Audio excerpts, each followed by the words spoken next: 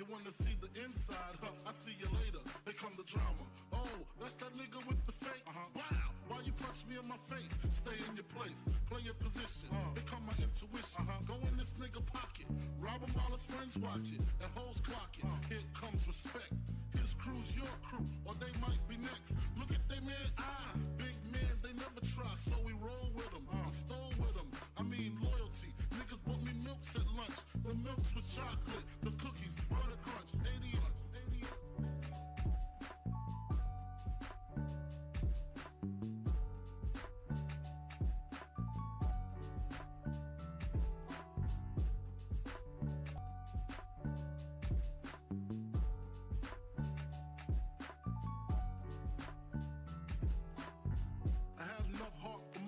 Long as I got stuff for most of them soft. Even when I was wrong, I got my point across. They depicted me the boss. Of course, my orange box cutter make the world go round. Plus I'm fucking bitches ain't my homegirls now. Start stacking, dabbled in crack, gun packing. Nickname Medina, made the scenes, took my Ninas. From gym class to in-glass, pass off for global. The only nigga with a mobile. Can't you see like total? Getting larger in waist and taste. Ain't no telling where this felon is heading, just in case.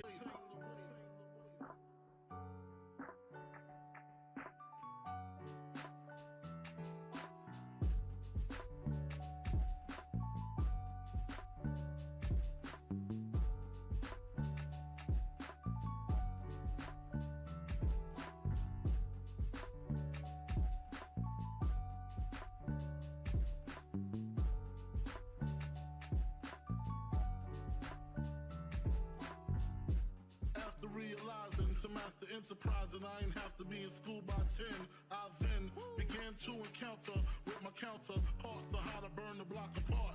Break it down into sections. Drugs by these selections. Some use pipes, others use injections. Syringe sold separately. Frank the deputy, quick to grab my Smith & Wesson like my dick was missing. To protect my position, my corner, my layer. While we out here, say the hustler's prayer. If the game shakes me or breaks me, I hope it makes me a better man. Take a better stand, put money in my mom's hand. Get my daughter this college plan, so she don't need no man. Stay far from timid, only make moves when your heart's in it. And live the phrase, sky's the limit. Motherfucker.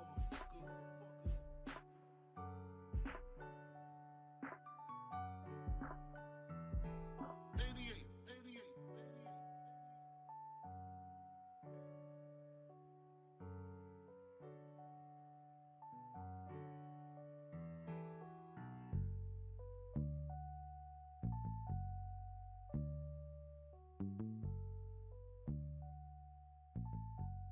And live the phrase, sky's the limit.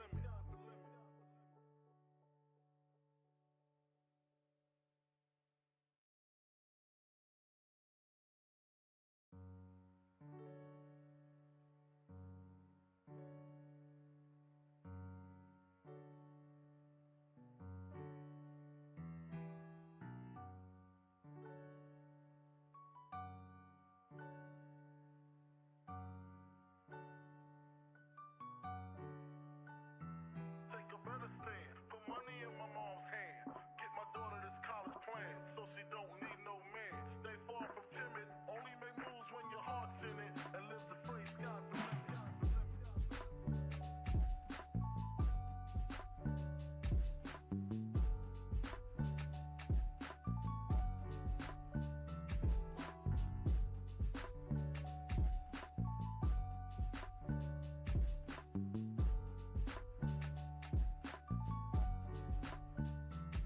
A nigga never been as broke as me. I like that. When I was young, I had 2 pair of leaves. Besides that, the pinstripes and the gray. The one I wore on Mondays and Wednesdays. While niggas flirt, I'm throwing tigers on my shirt and alligators. You wanna see the inside, huh? I see you later. Here come the drama. Oh, that's that nigga with the fake. Wow, why you punch me in my face? Stay in your place, play your position. Here come my intuition. Go in this nigga pocket, rob him while his friends watch it. And hoes clock it. Here comes respect. His crew's your crew, or they might be next. Look at they man, big man, they never try, so we roll with them. I stole with them. I mean loyalty. Niggas bought me milks at lunch. The milks with chocolate, the cookies, butter crunch, 88.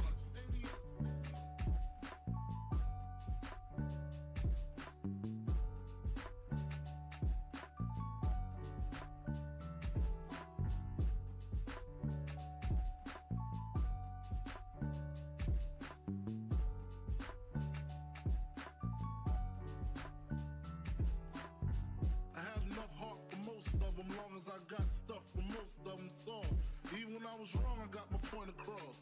They depicted me the boss. Of course, my orange box cutter make the world go round. Plus I'm fucking bitches ain't my homegirls now. Start stacking, dabbled in crack, gun packing. Nickname Medina, made the scenes, took my Ninas. From gym class to in-glass, pass off for global. The only nigga with a mobile. Can't you see like total? Getting larger in waist and taste. Ain't no telling where this felon is heading. Just in case, keep a shell at the tip of your melon. Clear the space. Your brain was a terrible thing to waste.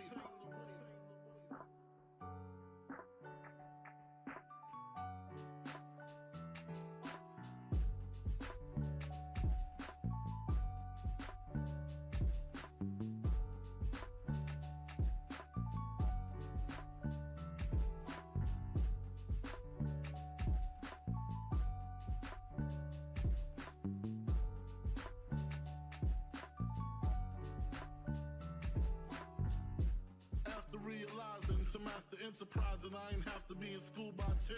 I then began to encounter with my counterparts of how to burn the block apart. Break it down into sections.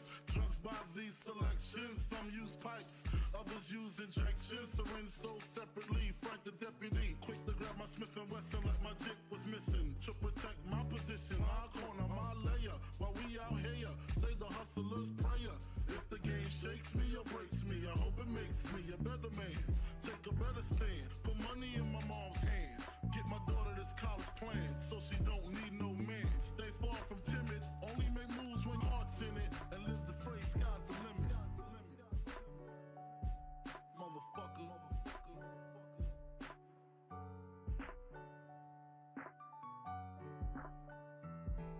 88.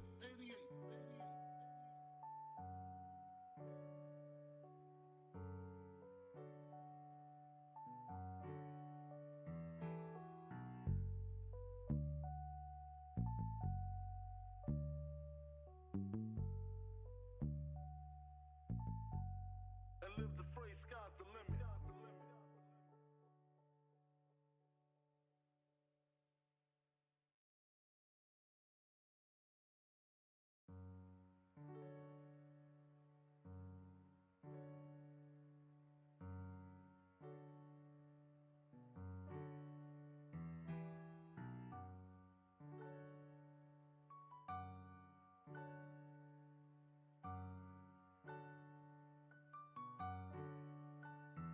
Take a better stand, put money in my mom's hand.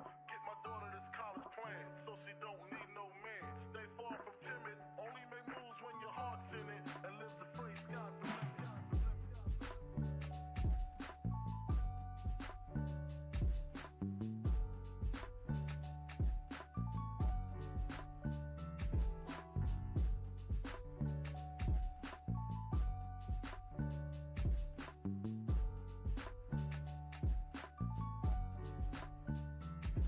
A nigga never been as broke as me.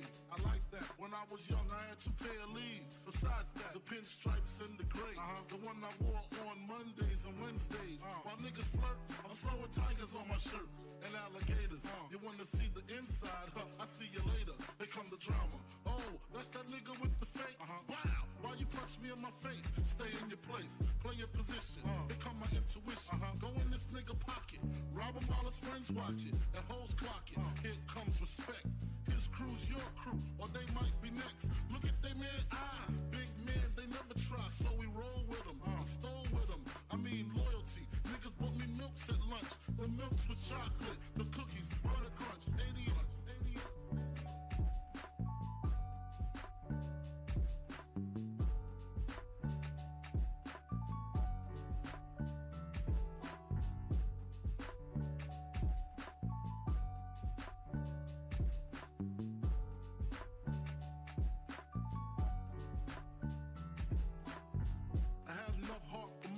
Long as I got stuff for most of them solved. Even when I was wrong, I got my point across. They depicted me the boss. Of course, my orange box cutter make the world go round. Plus I'm fucking bitches ain't my homegirls now. Start stacking, dabbled in crack, gun packing. Nickname Medina, made the scenes, took my Ninas. From gym class to in-glass, pass off for global. The only nigga with a mobile. Can't you see like total? Getting larger in waist and taste. Ain't no telling where this felon is heading. Just in case, keep a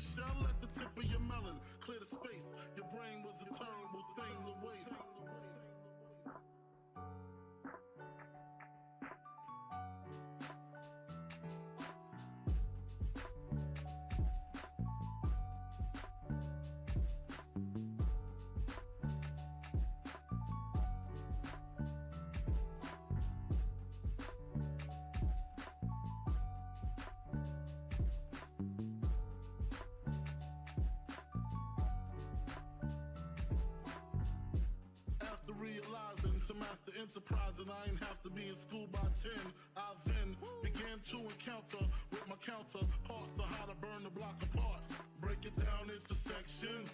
Drugs by these selections. Some use pipes, others use injections. Syringe sold separately. Frank the deputy, quick to grab my Smith and Wesson like my dick was missing. To protect my position, my corner, my layer. While we out here, say the hustler's prayer. If the game shakes me or breaks me, I hope it makes me a better man. Take a better stand, put money in my mom's hand. Get my daughter this college plan, so she don't need no man. Stay far from timid, only make moves when your heart's in it. And live the phrase, sky's the limit. Motherfucker.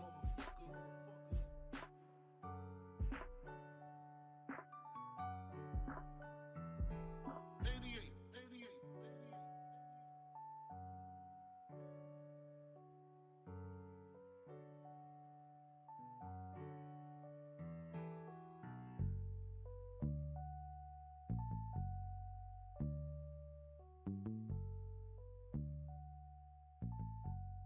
And live the phrase, sky's the limit.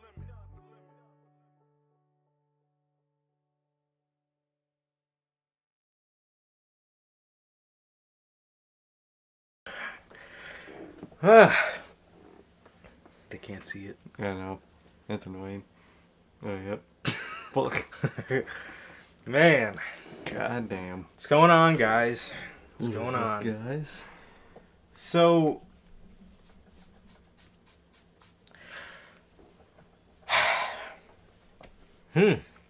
Interesting. Yeah. Very interesting show we got tonight, for sure. Damn. So...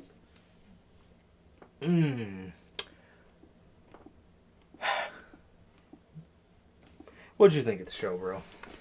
Overall, it wasn't bad. Half of it kind of just happened, to be honest. Yeah, besides really the main event and the, and the Seth match, nothing really important. Oh, besides the end of the women's match. Other than those three things, nothing eventful happened. Besides, like the first half of the show, genuinely didn't even need to exist, from what I remember, man. Other than that, I don't think it was bad. I see on Twitter people hate this shit. That's, I don't hate it. Definitely don't think it's the best of what's been going on, but I don't hate it at all. It's just an interesting way to go, man. But I'm intrigued.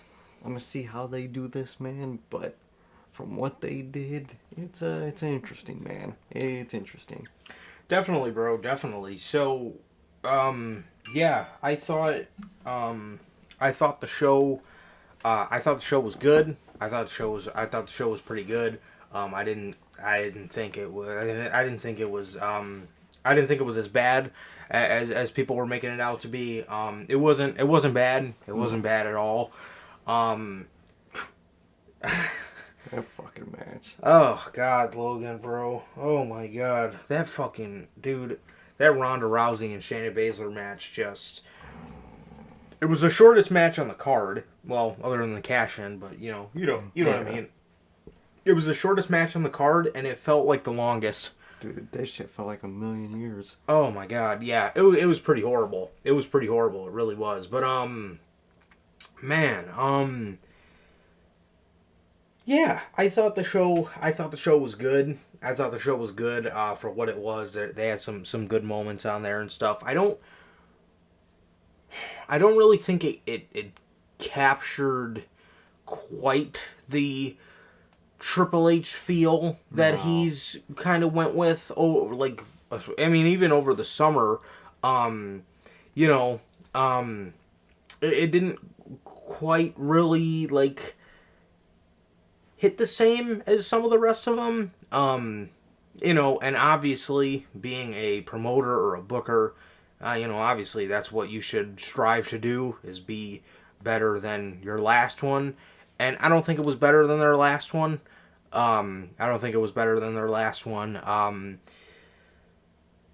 It definitely didn't match up to some of Triple H's best stuff. Triple H also is the king of having a pretty mid show with something amazing to end the show. He's the king of that, and it kind of makes you forget about all the other bad shit. This show didn't quite make me forget about some of the bad / kind of boring stuff that happened on the show, but Yeah, most of it really wasn't bad. It was more just boring as fuck. Like it's supposed to be the biggest party of the summer. It felt like I was in a fucking classroom for fucking half of the show. Like, did not feel like a party. No, I also think Detroit wasn't A good setting. really the vibe. I think last year when they did SummerSlam outside, I really think if you don't want to do a football stadium, that's fine, because I get you like to do that exclusively for Mania. But if you could think about doing a baseball stadium for baseball park rather for the SummerSlams, I think that would be a really nice setting that you could go with. But yeah, man, I mean the show it wasn't bad, man, but a lot of it just felt something just felt off. Yeah. Something just felt off. It's like Sir K said, it's not that the stuff was bad, it's just I don't even know if this, like, for me, I don't even know if the stuff was boring, but it just didn't feel like a big deal. No, like, one element, which is so little, but I noticed it throughout the show, like, even, like, the pyro, that shit was, like, lackluster as fuck. You know what I mean? I think fucking Bray Wyatt's coming back right now. That's where to go. Fucking. But, like, Roman got barely any pyro. Cody, of all people, barely got any pyro. Yeah. It was in a weird spot. It was just up in the rafters. Like, this was just not the vibe for SummerSlam. Detroit, that rundown ass city. Don't put that in a SummerSlam, bro. Don't put SummerSlam in a place like that. Put it in some tropical. You could do both, Logan. I mean, I think both is perfect.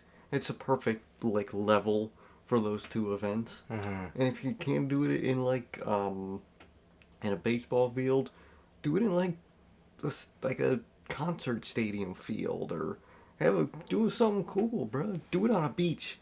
Do it on, like, a beach and have, like, the whole crowd just be on the beach while you're, like, more near the water. And that would be sick as fuck.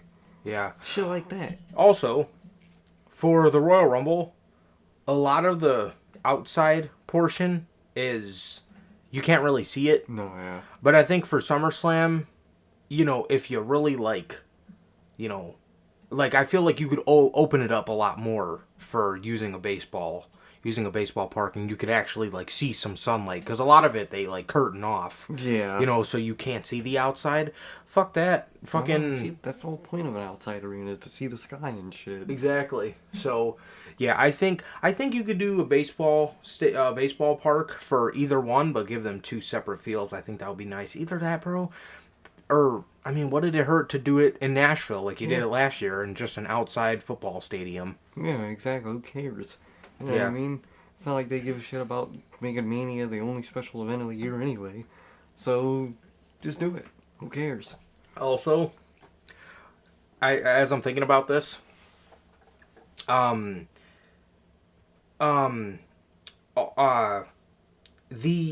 also think what hurt a lot was we haven't had a pay-per-view in the U.S. since the WrestleMania. And fans are obviously going to be rowdy for WrestleMania.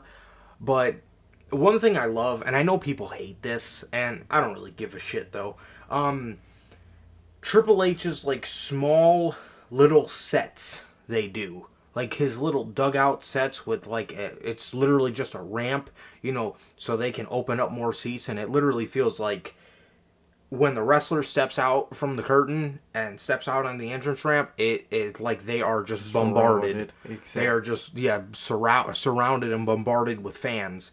And I really like that. I really like that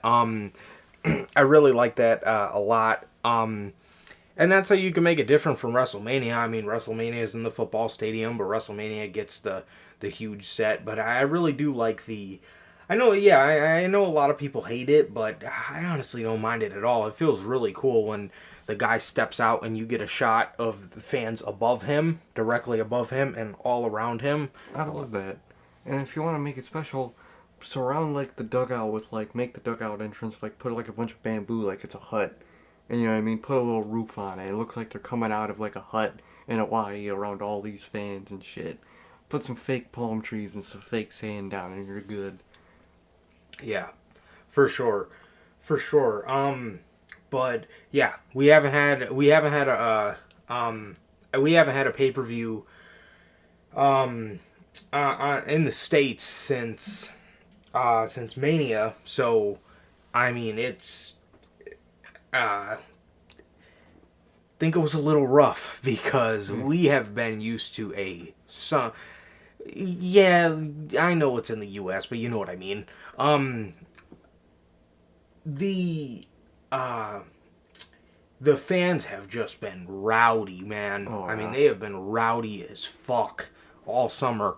Puerto Rico, even Saudi Arabia this summer made a great crowd.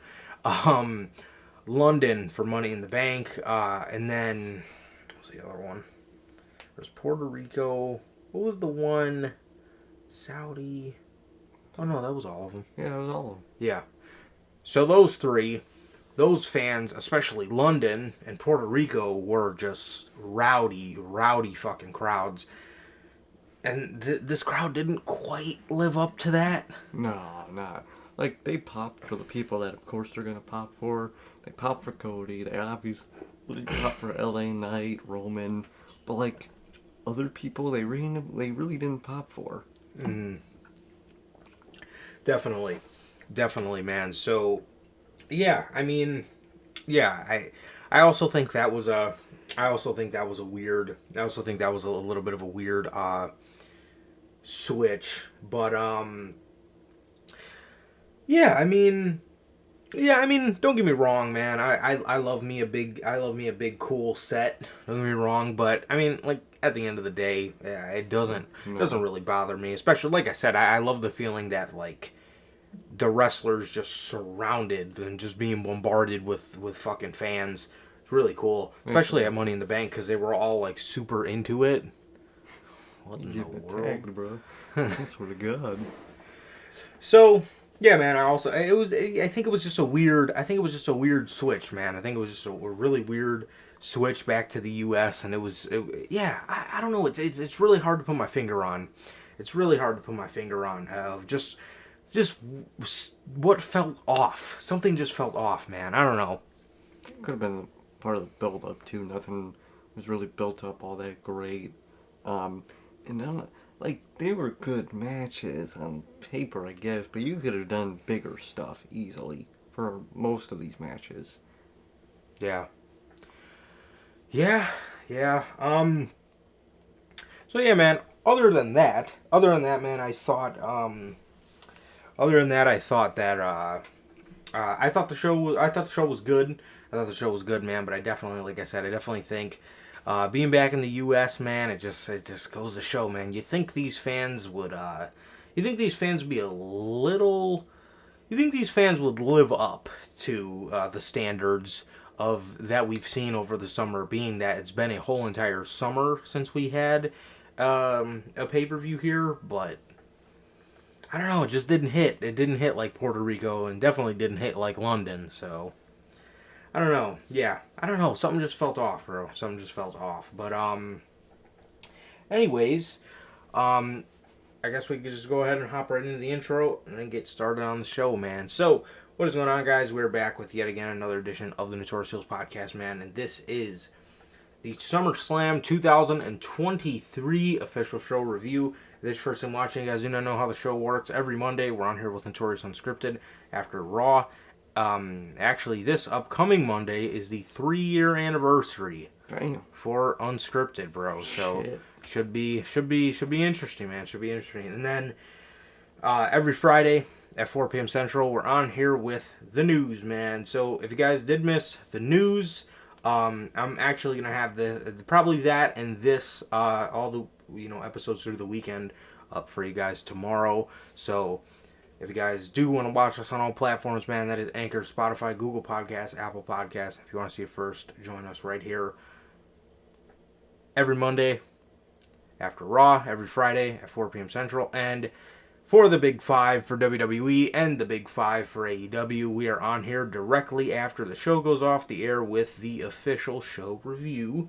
So with that, man, if you guys have not got a chance to get your hands on some of the official Notorious Heels podcast merchandise, you guys can now find this live on the merch shop.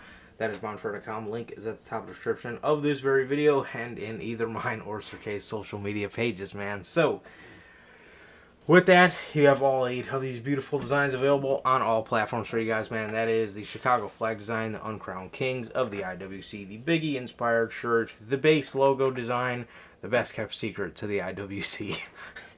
The Notorious World Order shirt, you have those in 3 designs. The Chicago flag, the classic black and white, and the Wolfpack red. You got the Grand Slam design, the scratch logo, and the Only Community That Matters, plus more available on the merch shop for you guys. That is, again, bonfire.com. Links at the top of the description of this very video and in either mine or Sir K's social media pages, man. So with that, if you guys... This is your first time watching, you guys do not know who we are here at the Notorious Heels Podcast. I am Johnny Mayhem, one half of the host of this very show. And as for the other half, we got my man Sir K here. How's it going, man? It's going good, man. It's going good.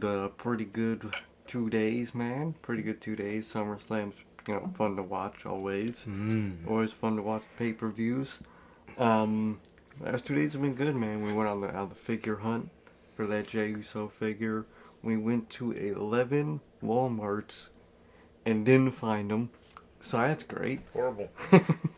But been great 2 days, man. And shit's been normal, man. Been normal, great pay-per-view weekend, man. Yeah, like Durante always asks, man, how's life? How's the family? Life's good, man. The family's good. How is everybody doing in chat and in the replay? What about you, bro? How you doing? Yeah, man, I'm good. I'm good, bro. Other than what Sir K just mentioned, driving all those miles to not find a fucking thing was pretty annoying. But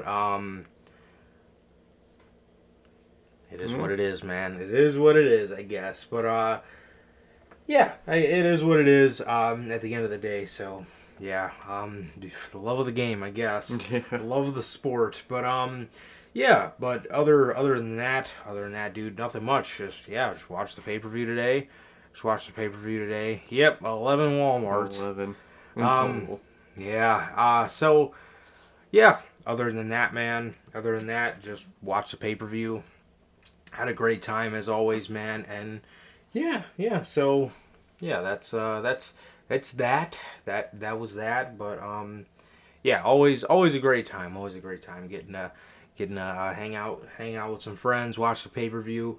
Yeah, man, always great, bro, always great. So, yeah, man. But as Durante always asks, I'm good. Family's good. What about you, Durante, Logan, Bell, Pops, JT, everybody watching in the live chat, everybody watching on the replay? How the hell are you guys doing, man? So yeah, SummerSlam, bro. So we opened up the show with this match. Logan Paul versus Ricochet. Logan Paul versus Ricochet, man. Obviously this went on first because Logan Paul had to get on a private jet to go to Dallas to see his brother fight Nate Diaz, I think. So, that was that. And as for the match, Right. what everybody expected, bro. I thought it was really good. I liked the spots they did. Just 2 athletic motherfuckers, man. There was a couple spots that were a little choppy. Like the spot where they were supposed to do the Spanish Fly and both land on their feet. And Ricochet, was he? No, he was giving the move. Ricochet landed it, and Logan Paul kind of like stumbled over a little bit, and then there was the spot where Logan went to do the buckshot on the outside, and as soon as he flipped on the ground, he didn't really have any space to, really get the impact of the clothesline because they were so close to the barricade instead of just being over a little bit, and they would have just had the whole rampway to, move around. He just ran right into, landed, and his arm was already on Ricochet's chest. So there was those two spots, but other than that, these guys did a great job, as we all knew they would. It was a very fun match, and yeah, I got nothing bad to say about it. A lot of people are saying this was Ricochet's best match on the main roster, and as crazy as that is, probably true. It's true. It definitely is true. I don't really remember too many Ricochet bangers on the main roster. I could tell you about a bunch of them in NXT, but... Yeah, not many on the main roster, man. That's not what I could give you, man. But I liked the match, man. Thought it was pretty good. I maybe expected a little more out of, spots and whatnot. Overall, it wasn't bad at all. I think they did the job very well, man. It was a very entertaining match. And a very fun way to start the show, man. I think they did good. Definitely, bro. Definitely. So, Logan Paul, Ricochet went to do the 630. Logan Paul moved and fucking, God, Ricochet just bounced off his back. Just right on the mat. And as Ricochet was sitting there selling and the ref was checking on him, one of Logan's friends came up and put brass knuckles on his knuckles, and he knocked Ricochet's lights out. Damn. And he beat him. Logan Paul beat Ricochet as he was looking over at Samantha Irvin, and she was pretending to cry, or at least pissed, doing her best Cody Rhodes impression of trying to hold back tears. He was trying to get her to say, and the winner, Logan Paul, again. But obviously she didn't. And yeah, Logan continues to just be great and not as good as he should be. No, exactly. It's if Triple H says it every fucking media scrum, but it's true, man.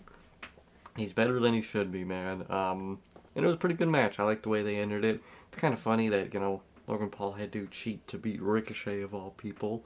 So that's not a great gauge of your career at the moment. But I like the way they ended it, man. It fits his character. And interested to see what he does at the next one, man.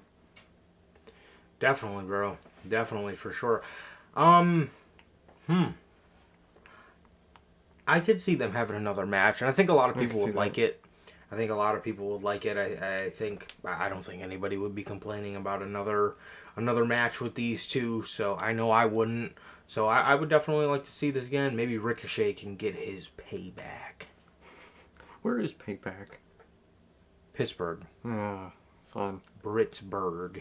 And then they go to Indianapolis. So they just pretty much just kind of stay in the Midwest. For now, because what the fuck is after Payback? Survivor Series? Fastlane in October. Oh yeah, I fucking forgot about Fastlane. Oh, and then they go to Saudi. Yeah, that is true. 2 weeks before Survivor, 3 weeks before Survivor Series, and then Survivor Series in Chicago. It's interesting, man. It's interesting to see. I totally forgot about Fastlane already, man.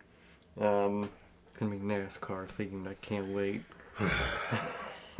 Fucking hick-ass Fastlane. But, yeah, man, the match was fun, and I think they might continue this feud with these people. And actually, this was one of the things with one of the better build-ups to the SummerSlam. So definitely very, very interesting that this actually had a pretty decent build, to be honest. I mean, it definitely, the guys were there, they were doing their thing, bro. They were doing their thing, and they had a pretty good build, like I said, if I do say so myself, man. So this match lasted 18 minutes as Logan Paul defeated Zesty Rick. So the second match on the card Cody Rhodes versus Brock Lesnar. Fucking Cody Rhodes getting his ass beat for at least 15 minutes out of that fucking man. Ugh. God. So, this match, there was some severe logic gaps in it. But as far as the match itself, I definitely think it was easily the best of the three. Yeah. Which isn't saying much. Yeah, not much. Yeah, those two matches fucking sucked, man. But to my knowledge, this match was not a no DQ match.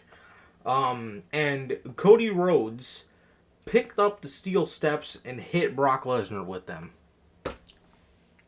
And then later, in said match, he gets a rope break. So, make up your mind, WWE. But, and then all those spots where he just kept fucking beating the count out. Oh my god. Not just beat the count out. Brock beats him up. He beats the count. Ugh, the fuck? They just padding the runtime, bro. The fuck? Seriously. No, they really were. Yeah, this match, this match was, like I said, it was definitely the best of the three, but I really, really wasn't a fan of, like Sir K said, I really wasn't a fan of the, suplex. The fucking funniest thing about, the most entertaining thing about this match was how fucking worse Brock Lesnar's pants were gonna get. What was it? He had to have grabbed some old shorts from like 2014. Because them bitches were they made of fucking paper mache. God Dude. So Cody, yeah, man. So Cody Rhodes just, suplex. He would get him on the outside. The referee would count to 7. Brock would beat him up again, throw him on the outside, or he would beat him up on the outside. Or no, he would beat him up again, throw him on the outside. Then Cody would last till 8. And he would get up and get in the ring again, and Brock would just get more and more pissed, beat him up again, throw him on the outside. Now he'll stay up till 9. Then he gets him out again. Then he F5s him on the table, and Cody, the referees are telling Cody Rhodes he should just take the count out. And he barely gets in the ring, and Brock's fucking tell him, you should have just let it happen. Should have just ended it. Like, bro, can you guys end it at this point? The fuck? Why are you doing all this shit? Just beat each other up. And of course, in typical 2018 Roman Reigns fashion, the last 5 minutes of the match, Cody Rhodes just starts going nuts. He puts him in, he gives him a bunch of Cody cutters, he hits him with the steel steps, and the ref looks dead at it and doesn't do a thing. He gets him in the ring, puts him in a Kimura, Brock counters that, then Cody hits him with 3 crossroads, and we take it home. And Cody Rhodes wins. Like, bro, first of all, that Kimura that Cody did to Brock looked so fucking lame. I'm sorry. And it's no knack on either of those guys' skill. Both of them, I'm sure, can do an amazing Kimura. But I don't know what it was. I don't know if it was the angle or just the size difference. That shit looked like he was his kid playing with him. That shit did not look painful at all, bro. Yeah, I don't know if Brock, that man sweats his ass. I don't know if that helped the disintegration of his shorts. That man got to eat a ghost pepper before some of these matches, bro. Because I don't know how he sweats as much as he does. It couldn't have been that hot in Detroit. The fuck? Yeah, I don't know, man. I don't know. This match wasn't, like I said, it was the best out of the 3, but I mean, those other 2 weren't good by any means. But yeah, man, this match just, like this feud, just didn't fucking do it for me. And then one of the most confusing parts of this whole match was afterwards, Brock is standing in the ring with Cody, and he takes his fight gloves off. He walks up to Cody, he goes head to head with him, and he puts his hands out and he shakes his hand, and he daps Cody up and fucking pulls him in for a hug like they didn't just feud over absolutely nothing. And afterwards, Cody Rhodes just does the fucking cheesiest, as Brock turns around to walk away, Cody just does the cheesiest, smile at him, and he's just, smiling He's so happy. While he's walking away. He's like, oh, man. I earned his respect, man. Like, dude, he looks like one of those goof-ass employees that kiss up to the boss, and the boss praises him, and he's just fucking cheesing about it. Oh. That's exactly what Cody looked like, bro. Like, why? First of all, we don't know why they fought in the first place. I have no idea. We still have, to this day, no idea. So, there was no beef squashed, because I don't even know if there was a beef per the feud. But, thought that was random as fuck. Even Cody looked more terrified than confused. I think he thought Brock was gonna fucking just suplex him at any second. I was scared too, because that probably would have meant we had to been dealing with another match. But, I'm glad that didn't happen. But, it ended fucking weird, man. I thought that was weird as fuck. Maybe Brock was just ecstatic that the feud was finally over. I know I would be. Maybe. But, I know I am. Valid. But, I don't know. Shit was weird.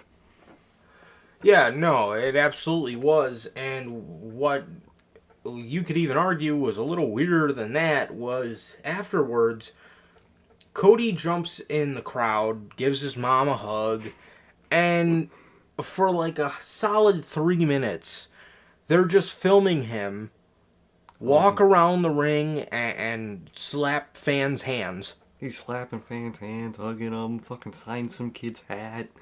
And then they're filming it's gonna attack this motherfucker. Yeah. Because they keep filming him after his match is ended. Nope. Bro's just halfway up the ramp and it just fades away to commercial. I did not understand any of that. Yeah, no, I didn't either. Nothing. No. Nothing. No. You know, we heard Randy was in Detroit, but we also heard Randy isn't anywhere near coming back, so I kind of just figured he was there just to hang out and be backstage and stuff. You know, I thought somebody, I mean, there was speculation that they were bringing Braun Breaker up after, but we all know how Shawn Michaels is about fucking giving anybody with name value away. Oh, no, it's all he's got up down there. Yeah, any of those big stars, man, if Shawn Michaels can keep them in purgatory, he's gonna keep them in fucking purgatory. So Twitter doesn't make sense. yeah, we'll talk about it. There's definitely some arguments. Yeah, there's the surprise we got tonight was one of the worst surprises you could ever give a human. So, you know, I thought it was amazing, personally. I was at a high point to get that. It makes one of us. Yeah. Yeah. I don't know. I don't know. We didn't see anybody tonight. Literally any fucking body. So I don't know where they go with Cody Rhodes. I don't know where they go with Brock Lesnar. I especially do not know where they go with Cody Rhodes. I genuinely could not tell you guys a fucking thing from me. Not one. Oh, I really don't. They didn't give us any fucking hint or anything. So I guess we'll see on these upcoming weeks, man. But who knows at this point? Who fucking knows what they're gonna do? I don't know, man. I really just don't know.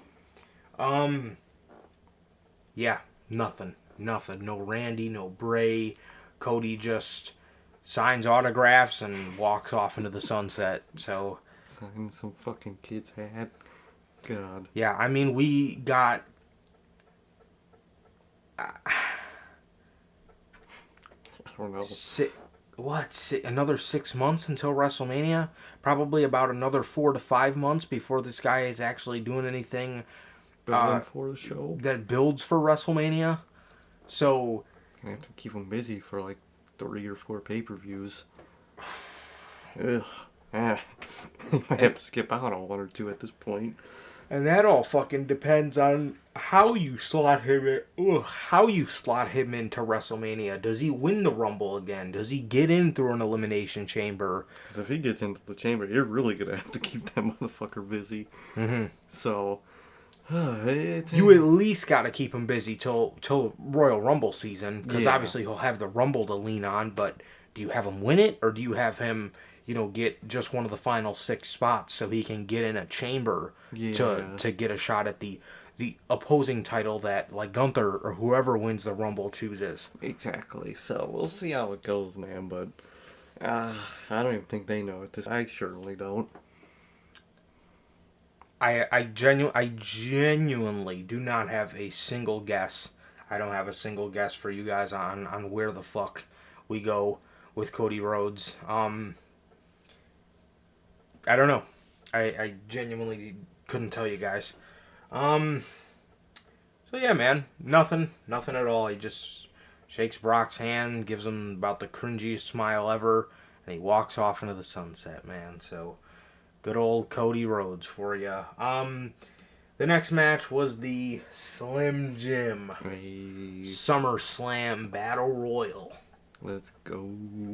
The best surprise of the night. The only surprise of the night, man. The only fucking surprise in terms of like returning superstars or debuting or whatever. Guys, the only fucking surprise we got on this show was everybody's making their entrance. Well, everybody else got the jobber entrance except for The Miz, AJ Styles, LA Knight. They all get in the ring, and all of a sudden we hear MVP. And I was like, yo, is he going to announce Bobby Lashley? I don't know why my mind went to that. It did for me, too. I was like, oh, he's going to announce Bobby.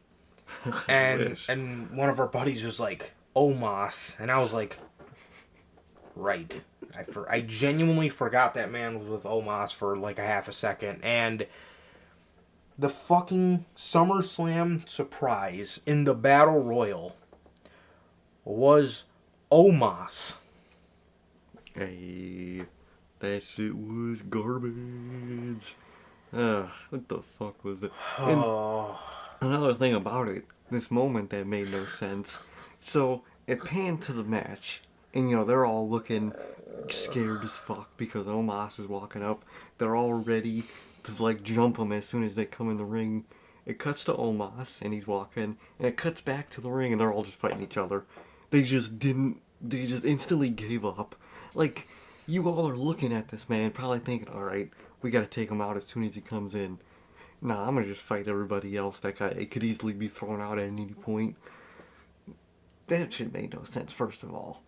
And then it was just, it was a battle royal. I could tell you that fucking much, man. I mean, happy for the ending, but what's it really gonna work out to in the long run, man?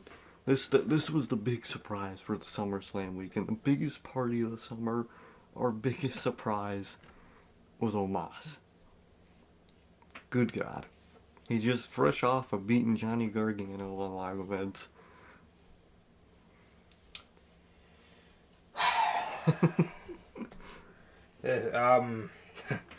So Omos comes in immediately, throws Apollo Crews out. Boy, I bet you wish you stayed in NXT. I swear to God.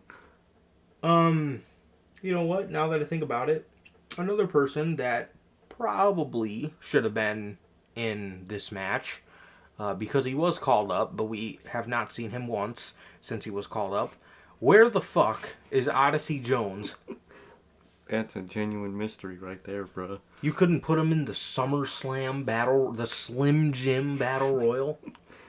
They had to make spots for fucking Eric and Ivar. What do you think? Can't make spots for other people.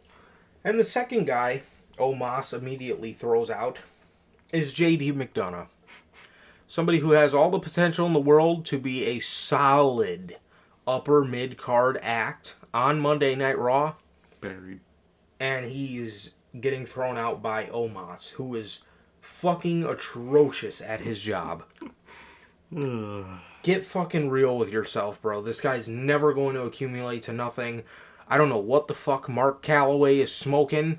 Talking about he's the closest thing we've seen to Andre. Closest in height, sure. Yeah, no shit. What the fuck? Like, who cares? Closest thing we've seen to Andre. Guy's greener than fucking grass. Still, after what? What's it been, like 3 years? He's been here? Something like that. Yeah.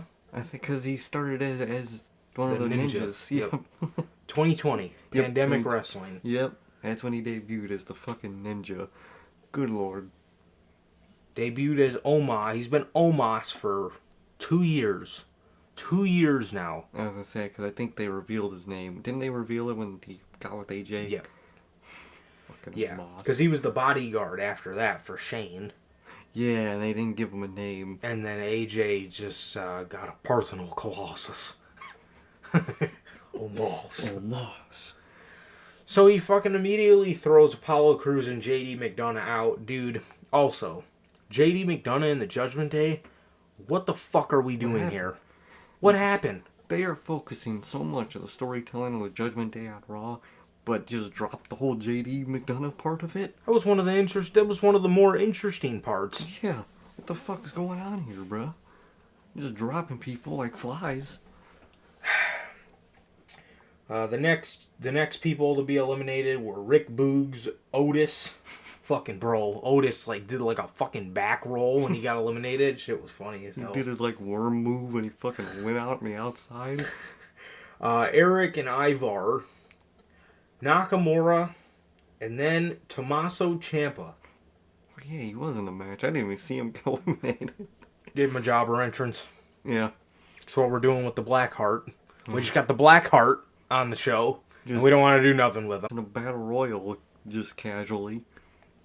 And everybody, we're just Redditors, Oh yeah, we're just a bunch of frauds. We're just Redditors, but we wanted Tommaso Ciampa to be in a meaningful match on SummerSlam.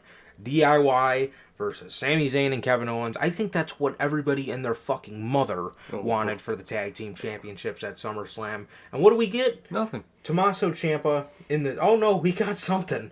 We got Tommaso Ciampa fighting for a lifetime supply of Slim Jims.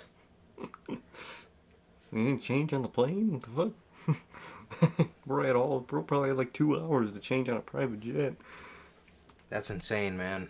Man, that gear must have stank. they probably just, damn, what's that smell? You turn around, it's just Logan Paul. Bro's just fucking marinating in his gear for 2.5 hours. I gotta see a picture of Logan Paul. Let me try to pull this up real quick. Yeah, man, that too. Gargano also can't even make it onto a SummerSlam Battle Royal. They're sticking that man on live events, getting beat to our surprise for the Battle Royal. Man, the fuck is going on here, man? Oh, I'm dead. Bro really in his gear. Oh, same Logan though. I would take a lifestyle. I love those things. I would too. I definitely would have been in there fighting my ass off for sure. I've been cheating my ass off, bro. Moss, want to make a pact? Oh, he sent it. Wow.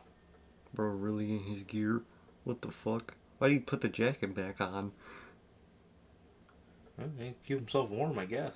I guess. I mean, he lives in fucking Texas. It's probably blazing hot down there. Wow. I wonder how long that flight is. Let's see. I know private jets are pretty fast. Let's see. Couldn't be more than 2.5 hours, because he would have missed the fucking, because he went off first. What, it started at 7, and when the fight started at guessing 10 maybe. Probably. So he had about 3 hours, 2.5 hours really, to get there and get to the arena and venue. So a regular flight would be three hours. Yeah, so on a private jet it's probably 2.5. But on a private jet, that man probably was there in 2. Yeah. 2 hours, maybe like an hour and 45 if he was really quick. If that man was zooming in that plane. Yeah, but well, yeah, no, that's funny though, and that's really cool. That's really cool for him to do. Obviously, for his brother. Yeah. So so he was. Oh, you also got to think time differences too. Oh yeah, there was. So he probably had a lot of time. He probably did have a lot of time actually. I don't know why he didn't change. It does look cool though, showing up in his gear. It looks pretty awesome. Yeah, because Jericho did that for, what was it? I think he was like at All In. He showed up at All In, and then he showed up at his Fozzy concert a couple hours later in his gear. Yeah, that was pretty cool. Yeah, it's always cool when they do shit like that. Bro, just full gear. Brock couldn't do that, or else you could see his fucking compression underwear by the end of the match. You I swear to God. see his whole fucking leg and shit. Man, looks like he was wearing trunks again, like we're in 2002. Looks like bro was wearing some old fucking swimming trunks he got from Walmart. The fuck? So, yeah, Tommaso Ciampa, bro. Tommaso Ciampa. Fucking Slim Jim Battle Royal. He's fighting for a lifetime supply of Slim Jim. Fun. Fucking Christ. What an accomplishment. After that, Cameron Grimes was eliminated, and after that, Santos Escobar just clean as day clotheslines Austin Theory right over the fucking top rope. The U.S. champ, bro. The United States champion, who, mind you, at WrestleMania beat John Cena. And a couple months later, 4 months later, he's in the Slim Jim Battle Royal at SummerSlam. Fucking knocked out like nothing. Santos would then get eliminated after him. Then the 2 members of Imperium would be eliminated.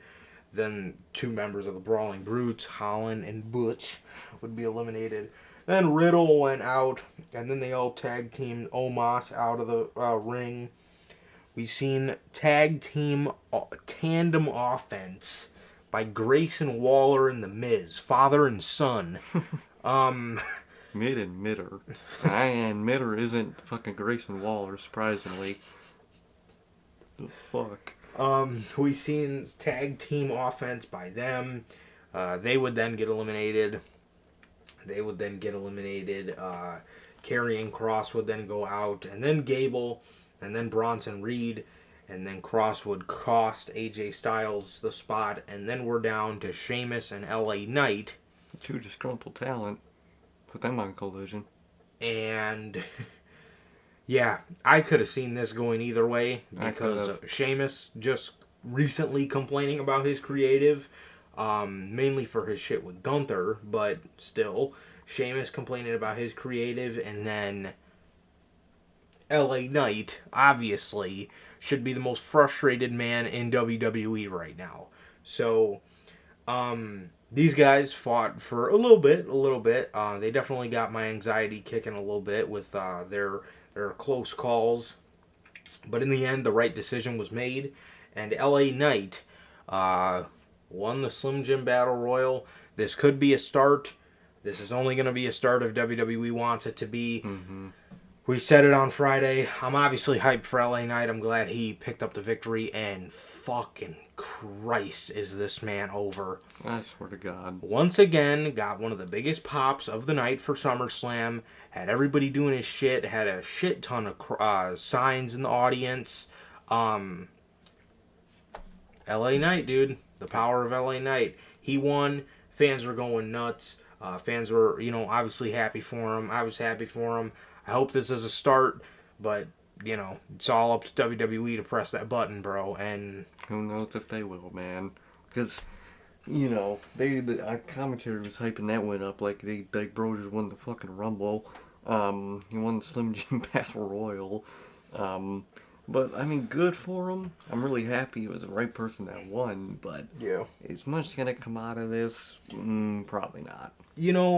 I know we got to keep kayfabe alive, but I hate how the commentators play it up like it's his fault. Like he hasn't won anything. LA Knight's had opportunity, and they all slipped out of his fingers. Is he finally gonna grasp this one? At least like word it cooler, like maybe, maybe Maybe they could book him better. maybe he didn't slip out. They didn't slip out of his fingers. Maybe someone pushed it out the way of his fingers, man. Shit like that. At least play it up like he's not a fucking loser.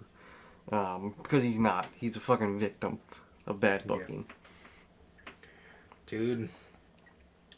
But, he's got a lifetime supply of Slim Jim now, bro, so...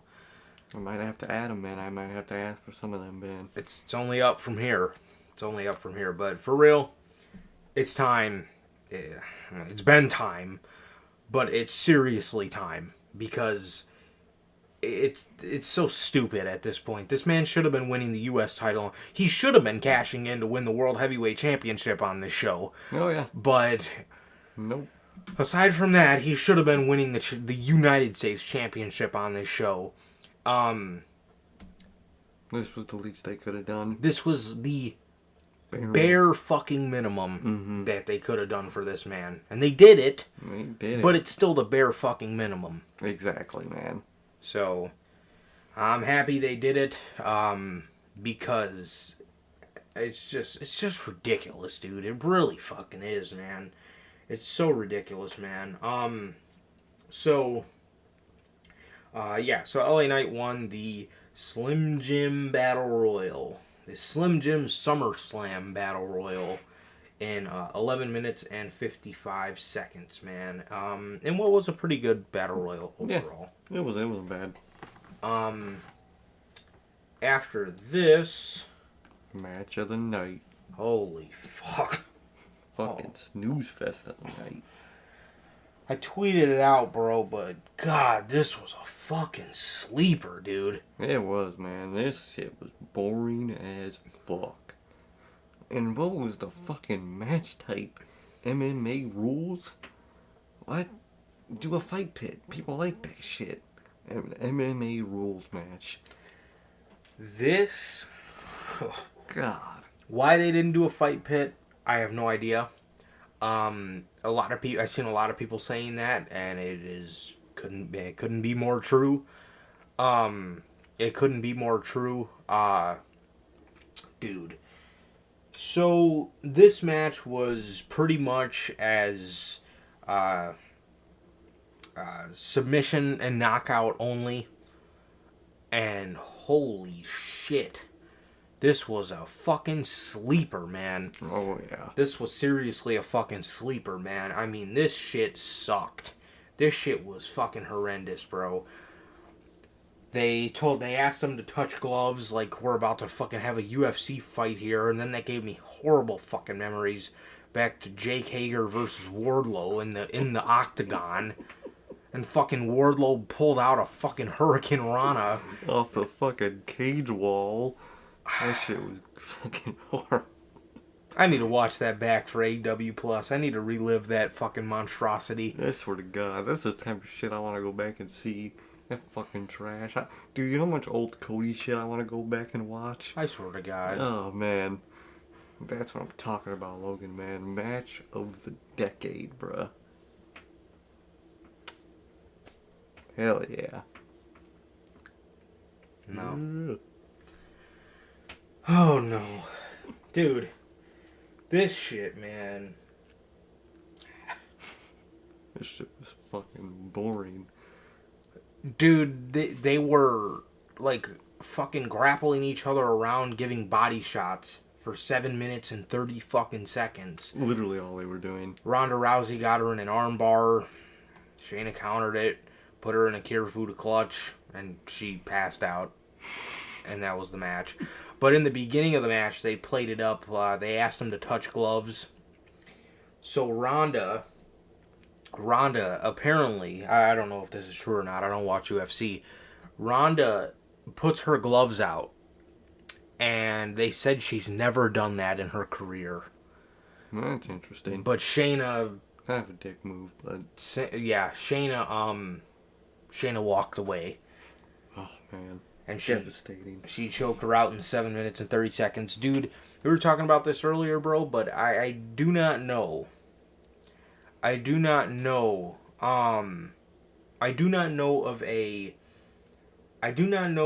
of somebody who started off so promising and washed up So quick. so quick. It was So quick. She started off so good and with so much promise. Surprising amount of good and promise. And then it just fucking... You seen that video of that cop going down that slide fast as fuck and he gets shot out the bottom? That's fucking Ronda Rousey's fucking career, bruh. Just shoots it down. Like, man. Yeah. Yeah, shit has just been ass, man. And this looks like to be the end of Ronda Rousey in WWE, man. At this point, I ain't complaining one fucking bit. I'm not either, bro. Yeah, good riddance to this horrible, horrible shit we've had to witness. And unfortunately for Shayna Baszler, she's going to fall right back into obscurity. Yeah. Rhea Ripley's a heel. Shayna Baszler's a heel. There's not much Shayna Baszler is going to be able to do here afterwards, unless they want to turn her babyface. She could be a great candidate if you build her up enough to take the title from Rhea Ripley. But, yeah, as far as Ronda Rousey goes, man, I genuinely fucking hope this is the last time we see her in AEW, in WWE, because this match sucked. Her run has sucked. It's just all sucked, man. She, like, again, I do not recall ever seeing anybody who washed up quicker than Ronda Rousey did. Oh yeah, literally, it's an insane downfall, man. This shit's got to be studied. We need a dark side of the ring on just her fucking in-ring downfall. And it has nothing to do with the backstage elements. It's purely in-ring. Yeah, man. Definitely, bro. Definitely, man. I mean, she's truly up there with DaBaby She as really far is as downfalls are concerned. just massive. So Ronda wins with a Kirifuda clutch, and she just passes her out. And that was it. Match passed me out. It really fucking did, bro. It really fucking did. So, the next match was for the Intercontinental Championship. Drew McIntyre versus Gunther. This was one of the matches that I could have easily seen WWE royally fucking up on and giving it to Drew to keep him happy. But then on the other side of the coin, I said, you know what? They probably won't give this to Drew unless this man puts pen to paper with them. And obviously he hasn't. So, at least as far as we know, he hasn't. But this was a weird one. I'll say this. This was very hard-hitting. Mm-hmm.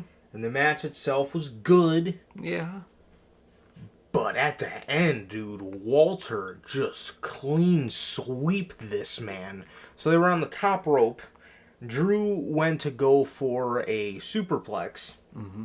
Walter pushes him on the ropes. So, he hits his balls between the top rope. He falls on it and he bounces off. Gunther gets off and he hits him. He hit him with like 3 moves in a row. It was like a clothesline, or it was like a chop, a clothesline, a power bomb, and he got him the fuck out of there, bro. Yeah, it's like, with a big opponent with a Walter match, usually, it's a war to, survive Walter, and it kind of was just a match. I mean, dude just beat him like it was a match on SmackDown. You know what I mean? Another thing, kind of made me a little sad. The fact that Drew's chops were louder than Walter's, dude, it hurt me a little bit. I know, this is going to be a controversial take for Twitter, but, something about just Gunther with the weight on him, that man just hit harder and it felt more impact and he felt more special. He's booked really good still. He looks amazing. He's booked amazing right now. He really does look special. Yeah. But just Walter, that man was special, man. And Gunther is very special. He is. He is. In his own right. But Walter was just fucking Walter, man. He can't beat it. Dude. He really can't. Yeah, I said this to Sir K when we were watching the match, but man, He ain't just hitting like that. I said it to everybody when we were watching the match, but I was like, man, I would have killed to see Walter versus Drew McIntyre, Megalodon of a man Walter versus Drew McIntyre, because when he was big and had weight on him, that man, bro, when that man hit you, watching at home, you would cringe because, God, I mean, he just would just slap the fuck out. It was just something about the man's power. That man was a fucking monster, bro. There's not a lot of big men that are better than the Walter part of Gunther. Yeah. There's really not, if you ask me. I mean, he's easily the hardest hitting professional, or the most impactful as far as moves go, wrestler I've ever watched. And one thing, not that I think he needs it, but it was just like the perfect mix. Him in the pandemic with those just empty crowds and the empty arenas. Those matches hit, bro. You heard every fucking impact of his hand. That shit hit, bro. Which looking back is even scarier, because even with full crowds, like that match against Pete Dunne. Oh, you just heard though. You just heard death upon you. Again, nothing against Gunther. Gunther's great. He is. He is the best in their company easily. Easily. Yeah, 100%. That man will give you a banger in his sleep. Mm-hmm. And he's fantastic. And he still does hit hard. But the Megalodon of a man, Walter, man, he would give you a match of the year in his sleep, man. Yes, that man will give you a match of a decade in his fucking sleep. He won match of the year twice in a row for me, man. Come on. Mm-hmm. Come on. It's just how it is, man. That man was truly goated, and he's still goated in his own right, but something about that, it's, who can I compare to, like, different versions of these people that are both good, but one's just so much better. I mean, I don't know why I was about to say that, but that was going to be the worst take to ever come out of my mouth. Mm-hmm. I don't know why I almost said John Moxley and Dean Ambrose. No. This fucking Dean Ambrose is horrible. It's tough, man. Depending on who you ask, the Big Dog and the Tribal Chief. Yeah, I was thinking about that one too. Oh God, no. But Big like, Dog was fucking horrible. Yeah, Big Dog sucked, man. Maybe like Word Life John Cena and Hustle, Loyalty, Respect John Cena. Yeah, it's one of those things where it's more of your preference of which version of them you liked. But dog, no one can beat Walter for me, man. Yeah. It's just how it is, dog. It's just how it is. Both are great. Walter's just on that level, man.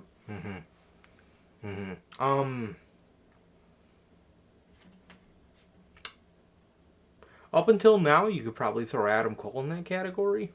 Yeah. He's great in AEW, but he was just goated in NXT. Something special about him in NXT, man.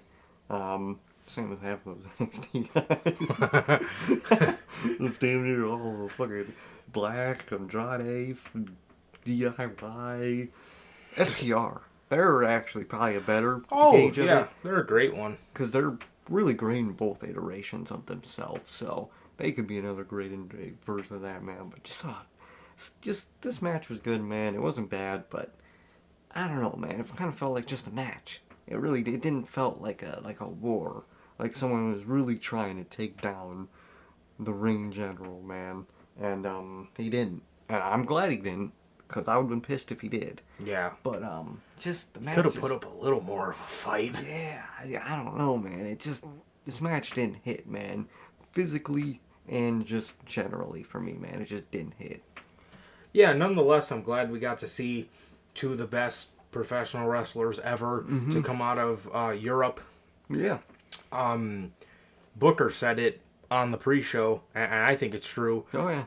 He said Gunther, is the best European talent he's ever seen. Yeah. You ain't wrong. Even Wade Barrett agreed with him. Yeah. He was like, hey, he's better than me.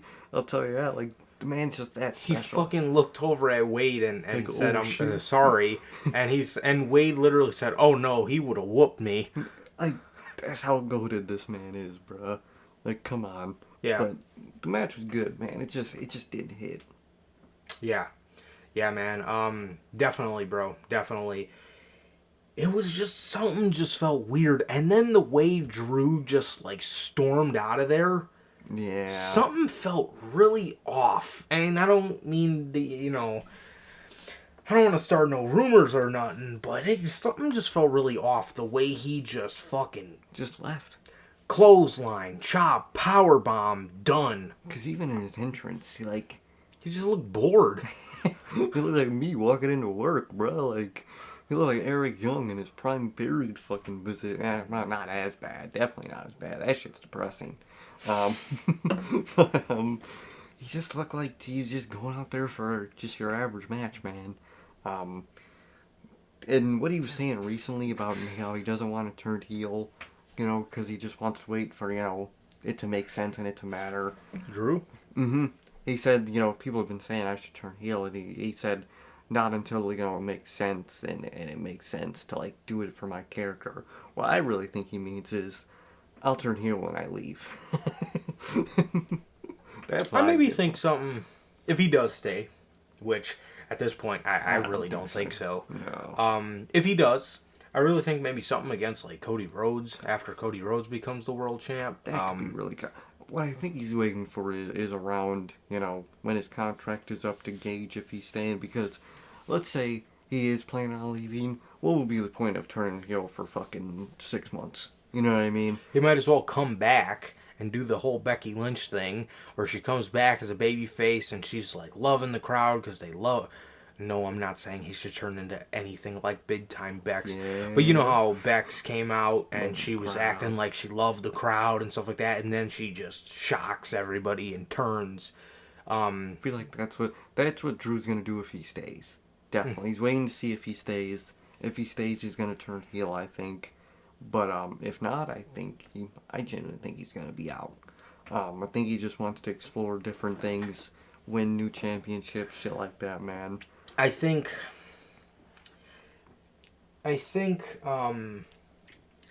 Drew's pretty realistic about that. And as much as everybody would love to see him as a world champion soon again, I just think maybe he thinks that, he just doesn't really know if it's in the cards for him. And who can blame him? I mean, so it kind of just seems like they've put him in this upper mid-card role, which is abysmal, because the guy, His main event 24/7. he is, and he can give you a banger any day of the week. He's a great storyteller. He's a fantastic promo. Mm-hmm. He's a great storyteller. He told a really good story with Randy Orton over the pandemic. Told a really good story with Sheamus. He told a pretty good story, a pretty decent enough story with Bobby Lashley going into WrestleMania a couple years ago, 2 years ago, and he's never got a championship run in front of fans. You know what I mean? He never got that moment in front of fans. I also could see Drew maybe being a little upset and maybe feeling like his moment. A lot of people during this Roman title reign have the right to feel that way. Yeah. Definitely. But maybe the feeling of momentum being passed. I'm sure Sami Zayn feels the same way. Mm-hmm. Sheamus feels it now with Roman Reigns, with Gunther, but Sheamus feels the same way. These guys just feel like their momentum is passed, and maybe Drew just doesn't want to be. Maybe Drew just doesn't want to wait anymore, because unfortunately, as far as the WWE Championship, tied up. the dream for a lot of these guys, and I'm sure Drew wants to have that moment in front of fans, the moment that he never got, that he should have gotten. These guys didn't get that. And if these main event guys are kind of stuck in a upper mid-card role because they just don't fit into plans right now, how long do you expect him to wait? You know, he's not getting any younger. No, exactly. He's not going to want to waste time in his career. He's not one of those guys at all. Cause he's going to go until he can't, and he wants to go at the top until he can't. And when he's not at the top, I mean, of course he's going to be a little, frustrated. I don't blame him, man. And we all know, at least Roman's title is tied up till at least Mania. At least. Seth, it's looking like his is too. So, at least, and if it's not Seth, it's going to be Judgment Day stuff for probably the next year. Both World Championships are kind of tied up at the moment. Their other mid-card title, Gunther is also tied up at the moment. You're going to go beat fucking mid-ass Austin Theory? Oh, wow. What an accomplishment. I mean, he's looking to just do big things in the moment, man. I think that's what he's going to do in a couple of months, man. I think so. Yeah, man. I'm sure WWE is going to throw something at him.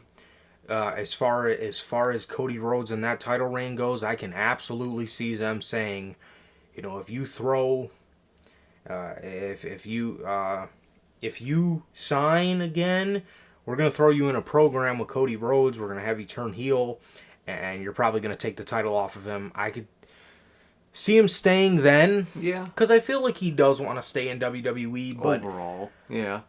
But I just don't see him, and I can't blame him because I could see a lot of guys feeling the same way. I could just see him just being like, hey, I'm tired of waiting. Like, I don't want to wait anymore. Nobody wants to wait anymore, but Roman's belt is obviously going to be held up at least until Mania 40, and who's to say WWE doesn't want to hold this thing on one more year for WrestleMania 41. For the love of God, no. Because you got to think, around that time, I hope WWE doesn't find this out, but we all know how much they love their numbers, so I'm sure they're very aware of it. He's going to be creeping up on Hogan's record. So... We all know the Hogan reputation, man. And I'm probably dying for that to be fucking snuffed out. And I'm telling you,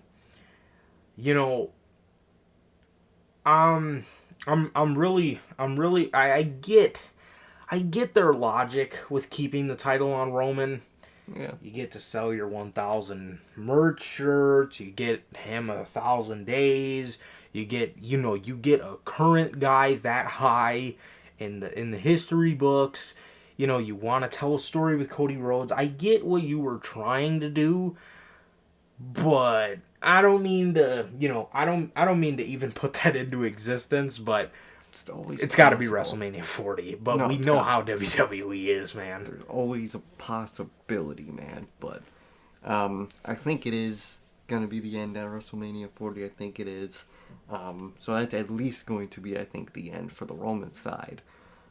But I think both are going to be tied up for a while. So. But even at that, does Cody go to SmackDown? I was going to say. There's going to be 2 world titles on Raw. So you're going to have to send whoever wins fucking Seth's title by that time to SmackDown. And then depending on who holds it, you might not be able to lose it. Because you can't have Cody fucking hold it for a month. You gotta have at least hold him for like the summer or something. Yeah. And who knows with the other title situation, what that's looking like at the time, if they could lose or not. Yeah, and as far as their draft goes, do not do the draft and say it goes into effect 3 weeks. Do the draft. And then it goes into effect the next week. Why can it not go into an effect when it happened? Yep. Just then postpone it until it would go into it. That was one of the worst logic apps, and they still aren't abiding by it at all. Yeah, you could do night 1 on Friday, have draft Gunther with the World Heavyweight title to SmackDown, draft Cody with the WWE title to Raw, and boom. And personally, I'd probably switch to mid-card titles too for that layout. Personally too, but I hate the IC title on Raw. No, especially that ugly fucking thing. Like IC title is just a SmackDown belt. Exactly, and some about the red, white, and blue of the U.S. title being on the red brand just fits so much better. It really does. It's genuinely the perfect layout for the titles for me, man. But who knows with all that, man. But, yeah, man, we'll see how it is, man. But I think Drew's going to be on his way out, man. Imagine the matches he's probably looking at. Drew McIntyre versus Will Ospreay. My dog. You know how much money I will pay for that? Drew McIntyre versus Adam Page. Kenny Omega. Fucking CM Punk. Samoa Joe. Fucking Jay White. That shit will be heat, bruh. Damn. Yeah, they got a lot. They got a lot of good options. And as far as that side of the coin goes, I just hope Tony Khan can do something with the man too. Because one thing Drew's gotta learn, the same thing that's happening to you with this company is a very real possibility in Tony Khan's company. So that's another thing you gotta think about too. You gotta make sure that this guy's gonna do something with you, because I'm telling you, dude, if it wasn't for a show like Collision, that man Jay White would be done. Purgatory. Yes. Fucking purgatory, bruh. So we'll see how that goes for him, man. But it's gonna be a tough decision for Drew McIntyre, man. I'm down for either or. You know, I'm gonna watch him no matter what. I'm not a fucking geek. But we'll just see how it goes, man. We'll just see how it goes.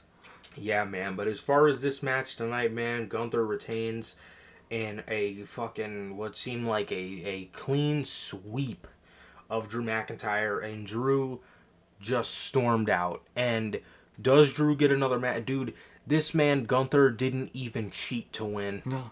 He just fucking cleaned his ass and just went on with his day. You know, I mean, it's not his fault Drew fell in between the ropes. Yeah. He just threw him off the top rope to fucking get him from superplexing him, and got down and fucking destroyed that man. And Drew just stormed out of the fucking arena. Damn. That's crazy, dog. It's interesting to see, bro. It's really interesting to see. I don't know, man. I don't know what to say, bro. I don't know what to say. Yeah, gonna be pretty interesting, bro, to see what happens with Drew. But guess we'll just have to wait and see, man. But either way, we'll be along here for the ride. So this match ended in 13 minutes and 40 seconds. And like I said, well, it was a hard-hitting match, but it just felt really off about it. The feeling wasn't there. Yeah. The next match for the World Heavyweight Championship. Seth freaking Rollins versus Finn Balor for the World Heavyweight title, man. This match was really good. Our Peacock decided to give us the something went wrong screen with the fucking Puss in Boots cat looking all sad. Yeah, I'm sure anybody that owns the Peacock, or anybody that's subscribed to Peacock, probably knows what that fucking screen looks like. It's probably what fucking LA Knight looks like looking at the fucking script every week. Yeah. What's next for him? So, Seth Rollins comes out wearing, I don't know why he didn't just wear the whole gear. Attire? Yeah. I know it's like old Seth, but like, she was still goated. Exactly. He's always had good attires, even like the old version of him. So, that's a good example of somebody who's good as two versions of himself. Yeah, no matter heel or face, you know, the workhorse style stuff, or the fucking authority Seth even, or this Seth, it's all been great, really. The Messiah. Goat. I miss the Messiah. I really do, man. That was so short-lived, man. Joseph Seed Seth. Yeah, that shit was sick. I loved it. Seth freaking Rollins comes out wearing that Ben 10 gear, the vest, just the vest. He did have a little bit of like the green lines with the circle around like his leg and stuff like that, but overall it was like a pink attire. Or I didn't know why he didn't do like a modern version of that gear. Just like update it a little. Mm-hmm. You know what I mean? And you know, Finn, Finn was obviously ticked when he seen him wearing the gear. Finn had some paint across the scar on his shoulder, and it was a purple line over the scar, and then there was black lettering that said 7 for 7 years. So that shit was heat. there was that. There was that. It was really good. It was really fucking good. I like that touch a lot from Finn. And these guys put on a hell of a match. The beginning part of the match, obviously, we couldn't watch because of good old Peacock. But as things went on, bro, I really liked the match a lot. They just put on another really good match. I loved where it looks like we're going with this, but I'm going to fucking hate if they go where where they might go. Yeah. And especially after tonight, there's literally fucking one way you can go with this. So, and it's not Damian Priest being a babyface. No, it's not at all. Finn, dude, Seth got distracted as soon as everybody from Judgment Day came out there. Seth hit Damian Priest. He curb stomped Dom. Rhea was off doing something. He gets in the ring, gets a super kick, I think, a shotgun drop kick in the corner. Or no, sorry, a sling blade. Then he gets shotgun drop kicked in the corner, and then he gets a fucking coup de grace in what was a really, really good near fall. And personally, I thought he had it. I thought he did too, and I wouldn't have hated at all Finn Balor winning. I was down for either of these guys winning tonight. I thought I would have been fine with it either way. Yeah, for sure. I wouldn't have hated Finn winning the match. I wouldn't have hated Finn winning the match at all. He deserves it. He deserves it. Not to say anything bad about Seth, but no. Obviously Finn absolutely deserves another world title run. But it wasn't tonight. So Seth kicks out of that, and Finn's in the ring frustrated. He tells Damian Priest, "Give me the briefcase. Give me the briefcase." You did forget one thing that happened before this is when the Judgment Day distracted the ref initially, and Damian Priest tried to give him the briefcase, tried to give Finn Balor the briefcase to hit Seth Rollins, and Finn was, I guess, just confused or just probably scared of this fucking guy fucking him over at this point, and he thought he was trying to mean it, like, give it to the ref so I could cash in. So he was arguing with, Priest to not take it and was trying to keep giving it back because he didn't think it was to, help him win. And then that ended up resulting in a near fall for Seth. Mm-hmm. Yeah, so there was that. I did almost forget that. So like Sir K was saying, he's trying to hand Finn the briefcase, and Finn's kind of getting mad at him, because it could have looked like Damian was trying to cash his shit in, but Damian was like, dude, grab the fucking briefcase, and smack his ass. So, but Finn wouldn't do it, so then Finn, like I said, Seth, takes the Judgment Day out, he gets in, he gets all of Finn's combos, gets the coup de grace, and kicks out. So Finn, all pissed off, starts screaming at Damian Priest to give him the briefcase so he can hit him with it.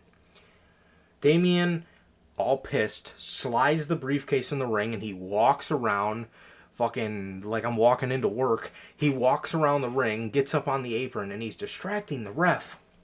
So Finn crawls over by the briefcase, and as he's about to pick it up, he gets a fucking curb stomp on the briefcase. Damn.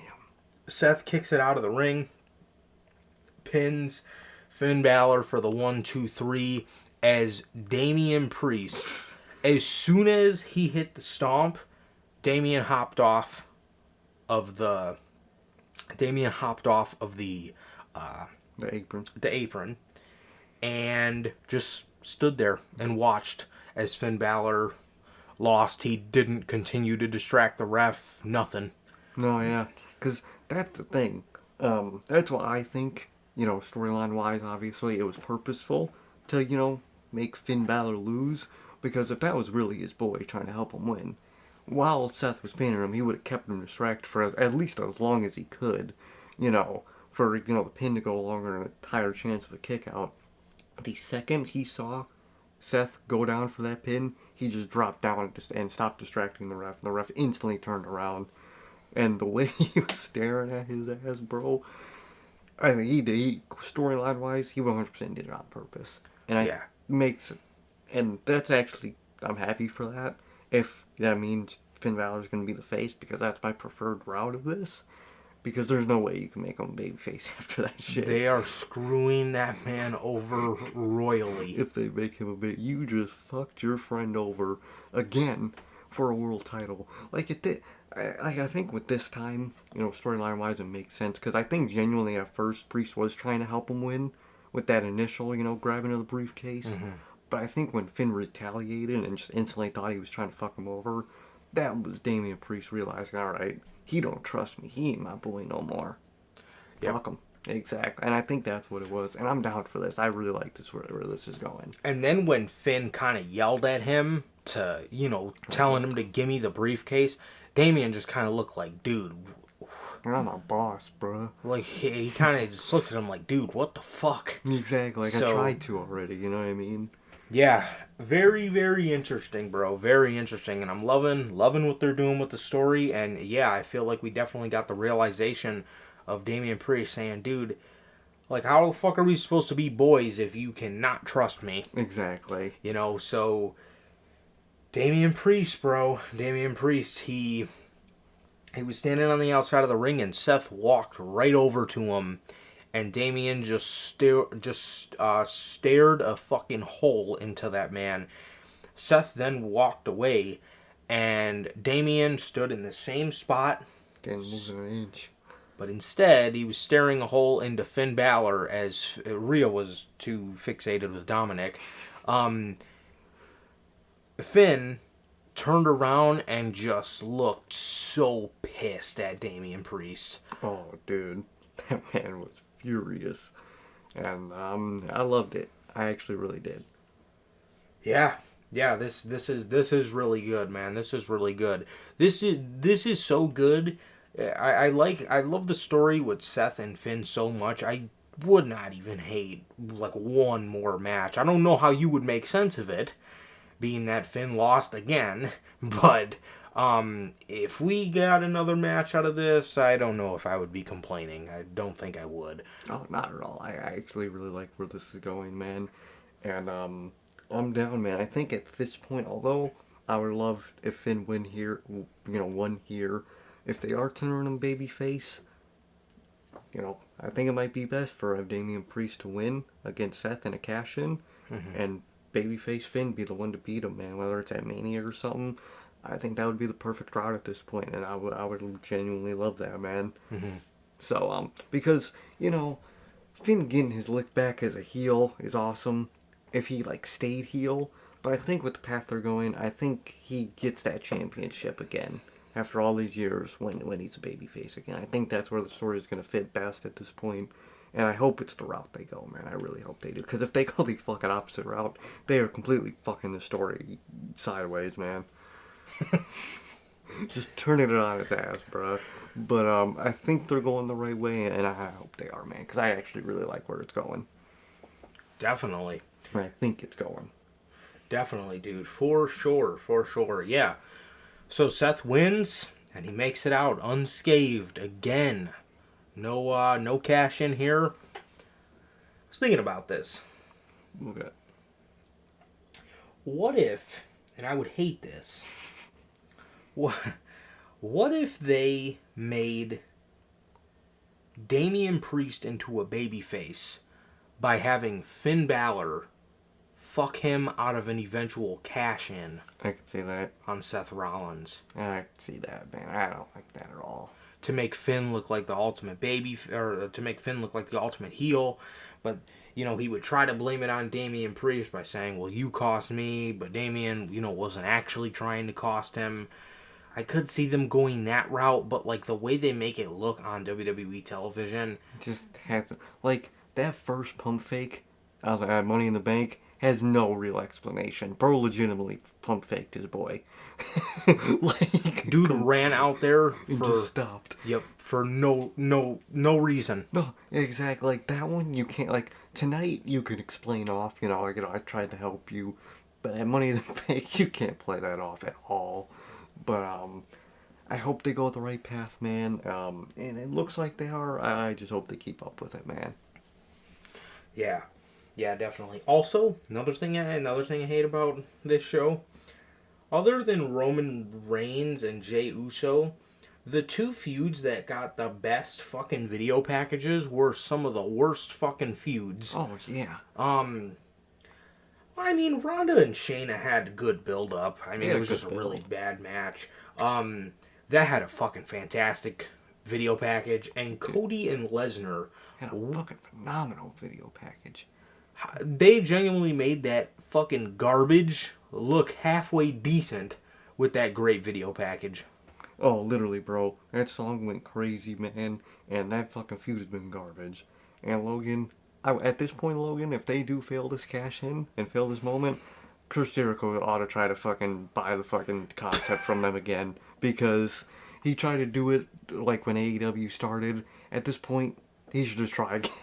Could you imagine Jack Perry with the money? Could you imagine fucking Christian Cage with the Money in the Bank briefcase? Oh, that would be, dude, Christian, Ricky Jack Starks, Perry, Ricky, Jay White, MJF, Jay White, holy Adam Cole, Daniel Garcia, fucking half that fucking roster, dog. Like holy fuck, man. Because at this point, if they fuck up this one, yeah, like we're gonna get to it next, but they did good with the women this year. But if they fuck up the men's, bro, I swear to God. That's what they should turn the casino chip into. I don't know why. I mean, Impact does it. And, as long as you don't call it the Money in the Bank, you're going to be fine. Yeah. Just do it. I mean, whoever says, when Blood and Guts happen, oh, it's just their version of War Games, they're just copycats. Sure, you'll hear it, but none of it matters. It's not like they're actually copying them. At the end of the day, it's just a match stipulation. Exactly. You can say that about any match, if in all honesty. Yeah. So, and they could even make, like, a cool, like, he's cashing in his poker chips. Exactly. Like, that's a really good concept, man. Especially with the gambling stuff they always do. Mm-hmm. I think that would be perfect, man. Mm-hmm. But, I would really like that if they did something like that. But yeah, man, they can't fuck it up this year, man. They really can't. Dude, I thought about them doing that, and man, would that just be fucking annoying. Oh, that would be so fucking annoying. It really would be, man. It really would be. But I could see them doing that as, like, a way to, like, shoehorn Finn Balor as the heel here. Because the man is clearly the babyface. Nobody who has a set of eyes wants to see Damian Priest as a babyface. If you've seen his initial babyface run from 2021... That shit was cheeks. You're an idiot if you want to see that again. That shit was ass. So yeah, that was Seth versus Finn. Great match. Love the story they told afterwards, and I'm really looking forward to seeing Finn Balor progressing in his babyface arc. Exactly. This fucking match didn't do anything for me. This match more so pissed me off. Yeah. The match itself, I was really pissed off until, after the match. Charlotte Flair versus Bianca versus Asuka. Yeah. It was a match. Oh, yeah. Finn and Seth went 18 minutes and 30 seconds, nice. By the way. So, Asuka and Bianca, and Charlotte, they put on a match that the crowd didn't care for. I didn't really care for it. It was dull. Oh, yeah. It's literally just a generic triple threat match. Yeah, it was incredibly fucking dull. It was really dull. But other than that, dude, it is what it is, I guess. The match, like I said, didn't do anything for me. Fucking Bianca Belair had one of the most illogical things I've ever seen in my fucking life be done. Oh my God. 9 times out of 10, I can't stand some of these old heads that talk about wrestling nowadays, but I mean, dude, when they talk about like selling certain moves, they have points. Oh, yeah. And this proved everything. So Bianca Belair gets thrown out of the ring and she bangs her knee on the steel steps, right? So she's selling her knee so hard to the point where she can fucking barely walk up the ramp. She's dragging her feet even though she has 2 people helping her. She's like in just the worst pain that a human could possibly imagine. So while Bianca's walking away, Charlotte has her in the figure 8. And Bianca just like fucking gallops back to the ring. Fucking crawling in the ring and shit. Gets on the top rope and does a fucking 450 with her knee hurting. And the worst part is, when, the initial sell happened, it looked amazing. She was selling the fuck out that knee. I thought she was legitimately injured for a minute. I did. And then she comes back, fucking crawls back, and just starts fucking moving like it ain't shit on the leg. And she kept switching her knees. I think it was, I couldn't tell you which one she initially, obviously sold. But I think it was after the 450, she was selling the wrong knee. And I'm like, dog. She kept switching the knees, and it's like, at least remember which knee you gotta sell. Ugh, yeah. And then she got up after that and was fucking spinning around and jumping around on her leg. Like, dog. Sell the fucking shit that you initially tried to sell. Who are you, Cody Rhodes? Come on, man. So, Asuka breaks up a figure 8 with Charlotte and Bianca. I thought Bianca was about to tap because, she was working the knee. Charlotte put her in the figure 8. Asuka crawls in the ring and missed Charlotte, so Charlotte lets it go. Asuka then puts Charlotte in a figure 4. Bianca comes over there, rolls up Asuka in the middle of the submission, and wins the match. So, Katie, you want to go ahead and tell the people the fucking first thing you said after Bianca Belair won the title? What was the first thing I said? I don't remember.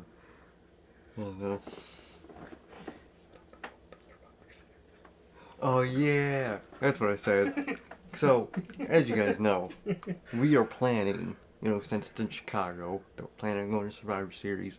My first thought in my head was, I ain't going to fucking Survivor Series no more. Because I'm sitting here thinking, before what happened afterwards, I'm sitting here thinking for a couple seconds, like, bro, are we about to get the Cena run ×2, bro? Oh my god. And I was like, oh, for the love of God, I ain't watching that live, bro. Kill me. If we were at Survivor Series and she would have been champ, I'm going to the bathroom. I'm going to fucking spend $8 that I don't need to spend on a hot dog or something. Because I need to not be in that fucking arena. I'm going to go fucking check something in the car for no reason. But yeah, that was my initial thought. I just said, yeah, I'm not going to fucking Survivor Series. Shit killed me. Shit absolutely made me LOL after the match. So Bianca wins as everybody in the room's just sitting there like... Bianca wins. She's trotting around on her knee. And I was so pissed when she won. It genuinely made me forget that Io was the Money in the Bank holder. I totally forgot. In terms of that aspect, they did a pretty good job. I'm obviously still not happy that she pinned Asuka.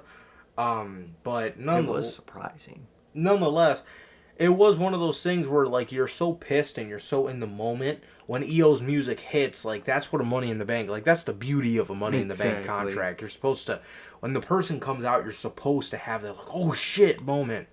And we had that oh shit moment.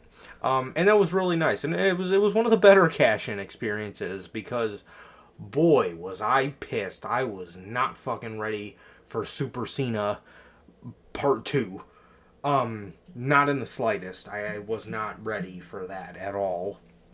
But Io comes out. Her and Bayley come fucking sprinting to the ring. She hands Bayley the briefcase, and Bayley starts giving everybody the fucking work with the briefcase. She's taken out.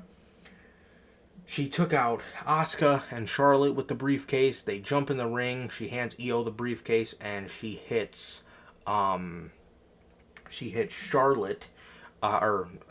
Bianca in the leg with the briefcase. They take out Bianca. Io's already climbing the top rope as she's handing the ref the briefcase. She says, "Cash it in, cash it in." They cash in the briefcase. Io hits the moonsault. Or I think they're calling it the over the moonsault. And the triple threat match lasted 20 minutes and 45 seconds, and the cash-in match lasted 8 seconds. Oh yeah. So Io just quickly hit the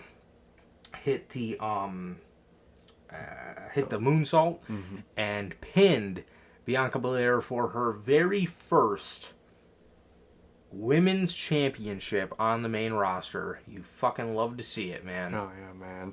And it's crazy that she came back a year ago at SummerSlam, and a year later, she's women's world champ. That's the type of shit you want to see.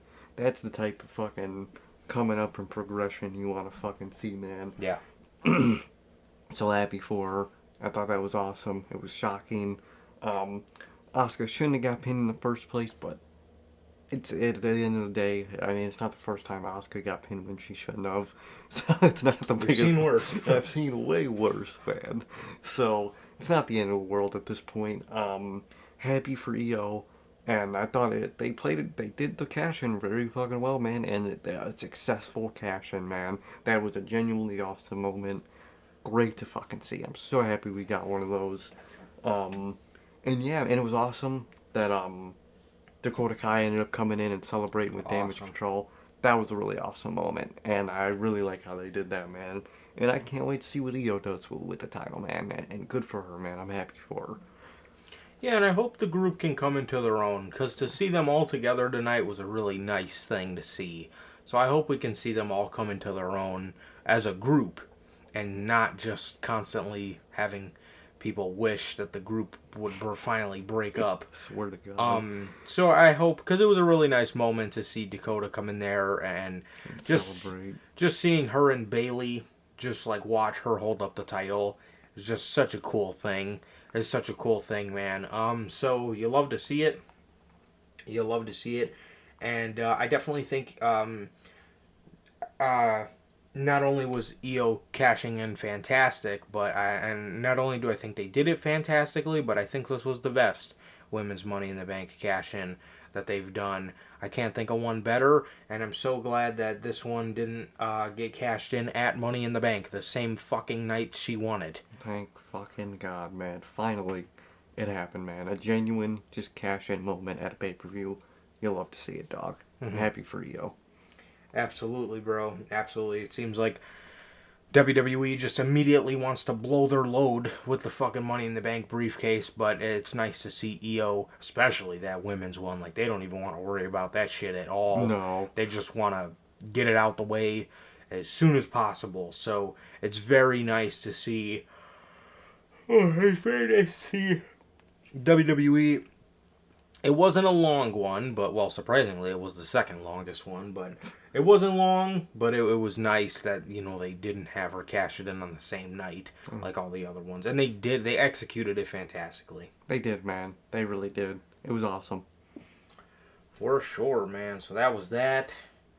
And in the main event of the show, Tribal Combat, Roman Reigns versus Jey Uso for the undisputed WWE Universal Championship and the recognition of the Tribal Chief.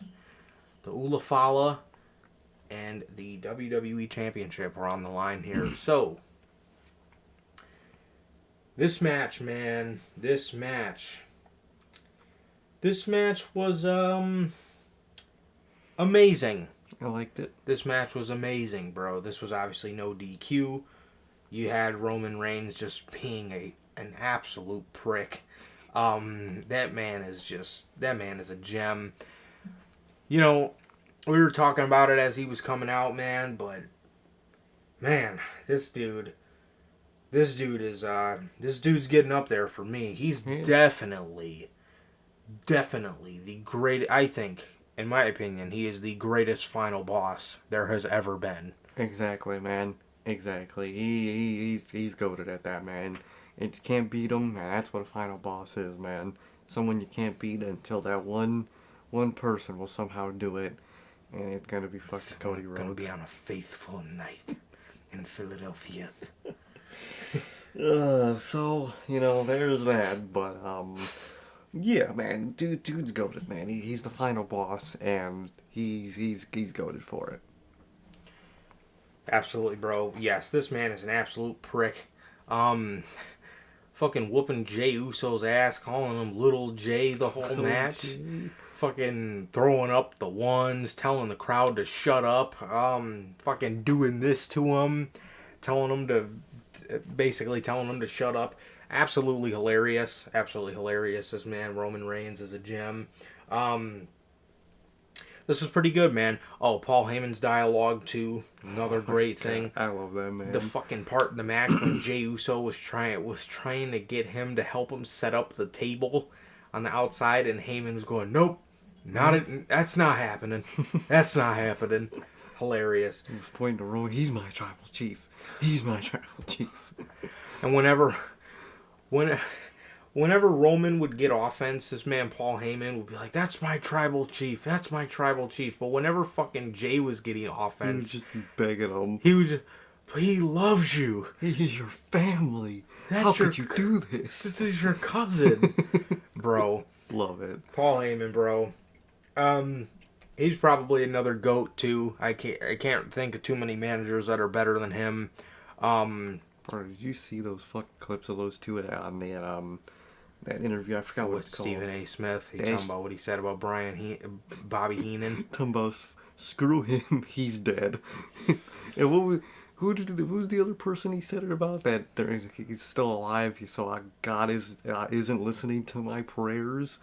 That shit had me dying, bro. Yeah, I'm surprised I'm genuinely shocked nobody tried to cancel him for that. I mean, everyone knows that was, that's his friend. That was his friend, and he would be 100% cool with him saying that. But dude, his reaction just, oh Lord, that shit killed me, man. Oh, are you talking about Stephen A. Smith? That man is goated with that reaction. Talking about, oh Lord. They loved it, bro. Like, they just play their roles perfectly, man. Yes, that man Paul Heyman is the GOAT manager. He really is. He really is, man. I really don't want to see him eventually go back to Brock, man. No. I just want to see him with Solo. Yeah, I would like to see him stay in the Samoan dynasty, if you will. And I feel like Heyman should be there when they eventually get back together. But they do try to point him out as the snake, the guy who corrupted Roman Reigns, which I do like. I do like, man. I do like that a lot. How he's kind of seems to be the puppet master in terms of kind of just manipulating people. He just goes on to whoever's popular. Bro, the fucking part, dude, when Roman was hitting Jey, I think he was hitting him with a kendo stick, and you just hear Paul Heyman, tribal combat. Dude, Heyman is fucking hilarious, bro. That man is an absolute gem with Roman Reigns. Yeah, that man Paul Heyman fucking kills me. He absolutely really kills me. But Heyman,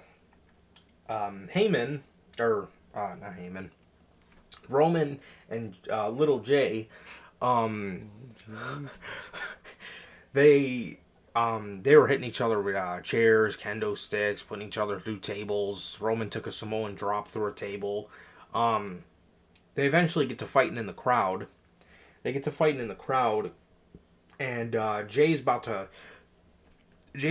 pick Roman up to hit him with a mover. So I think he did have him on his shoulders. And Solo comes out from nowhere in full gear, of course, just full fucking gear. And he attacks Jay. He hits him with spinning Solo through one of the tables on the outside area. He hits him through, like I said, spinning Solo through the table. They get him in the ring. They go for their spear spike combo. And Roman spears Solo Sikoa by accident because Jay pulled Solo in the way. He pulls Solo in the way. Solo goes out. Jay then takes advantage of this. He spears Roman. He gets him on the outside. And as he goes to walk as Roman's sitting up against the barricade by the timekeepers, Jay goes to walk over there. He eats a Solo kick or super kick by Solo. Street kick. And this part was really interesting because Roman puts his hand out because he wants Solo to help him up. And this man, Solo, just looks at this motherfucker with this menacing look. And he, you always got to pay attention to that motherfucker's thumb. So he puts his thumb out like he wants to spike him. And he starts yelling in Samoan to him. Because he's touching his ribs, letting everybody know that he's pissed about the spear as he's touching his ribs as he's yelling in Samoan. So Roman's sitting there trying to calm him down, and he ends up getting speared through the timekeeper's area as Solo didn't do a thing. He just watched it. Oh, dude, that shit was goated, man. And at one point, Roman was pointing at his thumb. Like, what the fuck are you doing with that? Yep. That shit was heat, bro. And, then he got spared through the barricade. I loved that, man. Yeah. They're really telling a great story with those two. I really love it, man. Solo, I always say it, man. That man's my guy, bro. Solo, that man's goated, man. He ain't the street champ. He's the streets champ. Goated, bro. Love Solo. And I love how he's always in full gear. It's like Pac, where he doesn't wear normal clothes. He's literally just, the most you'll find him in is in a t-shirt of his own design. Yeah, he wears those workout hoodies. Yep. He'll either wear a workout hoodie or his Solo shirt.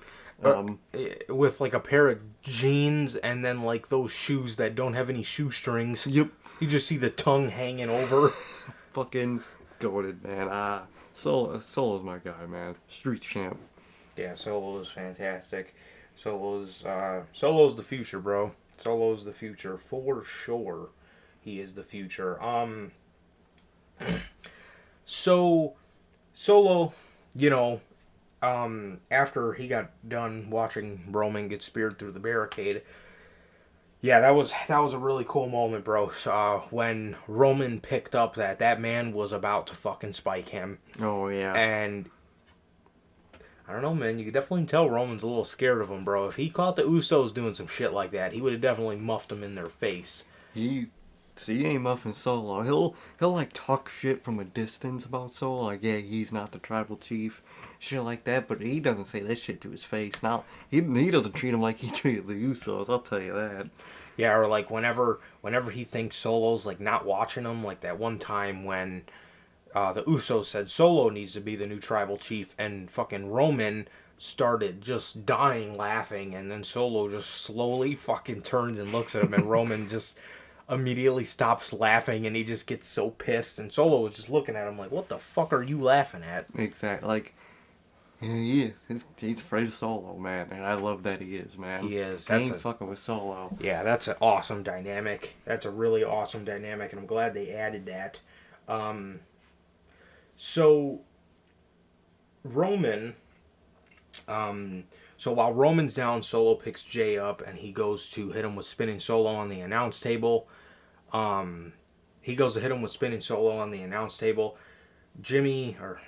Jay moves, super kicks him. He gets up on the barricade. He asks some fans for some help. Dude, I would have been fucking marking out if I helped fucking Jey Uso. Oh, that dude that fucking had, Jey Uso on the shoulder and he helped him get up. That shit, I would have been marking out, bro. That shit would have been goated. That man probably feels on top of the world right now, so shout out to him. Or back when Solo first showed up in the match, when they were out in the ring, or in the crowd, that one fucking mark, that was just, get revenge for Jimmy, Jay. Do it for Jimmy. bro, it's his own wise man. That shit had me cracking up. Some fucking drunk ass fan.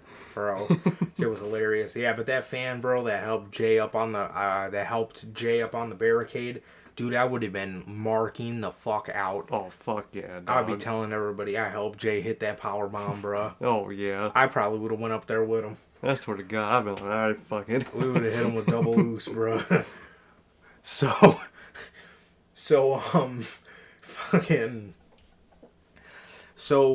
Jay just starts cleaning house. He takes care of Solo. Oh yeah, there was also a point in the match where Jay was just rapid fucking firing. Oh yeah. With the steel chairs. He gets Roman in the ring. He hits him with a super kick. Uso splash.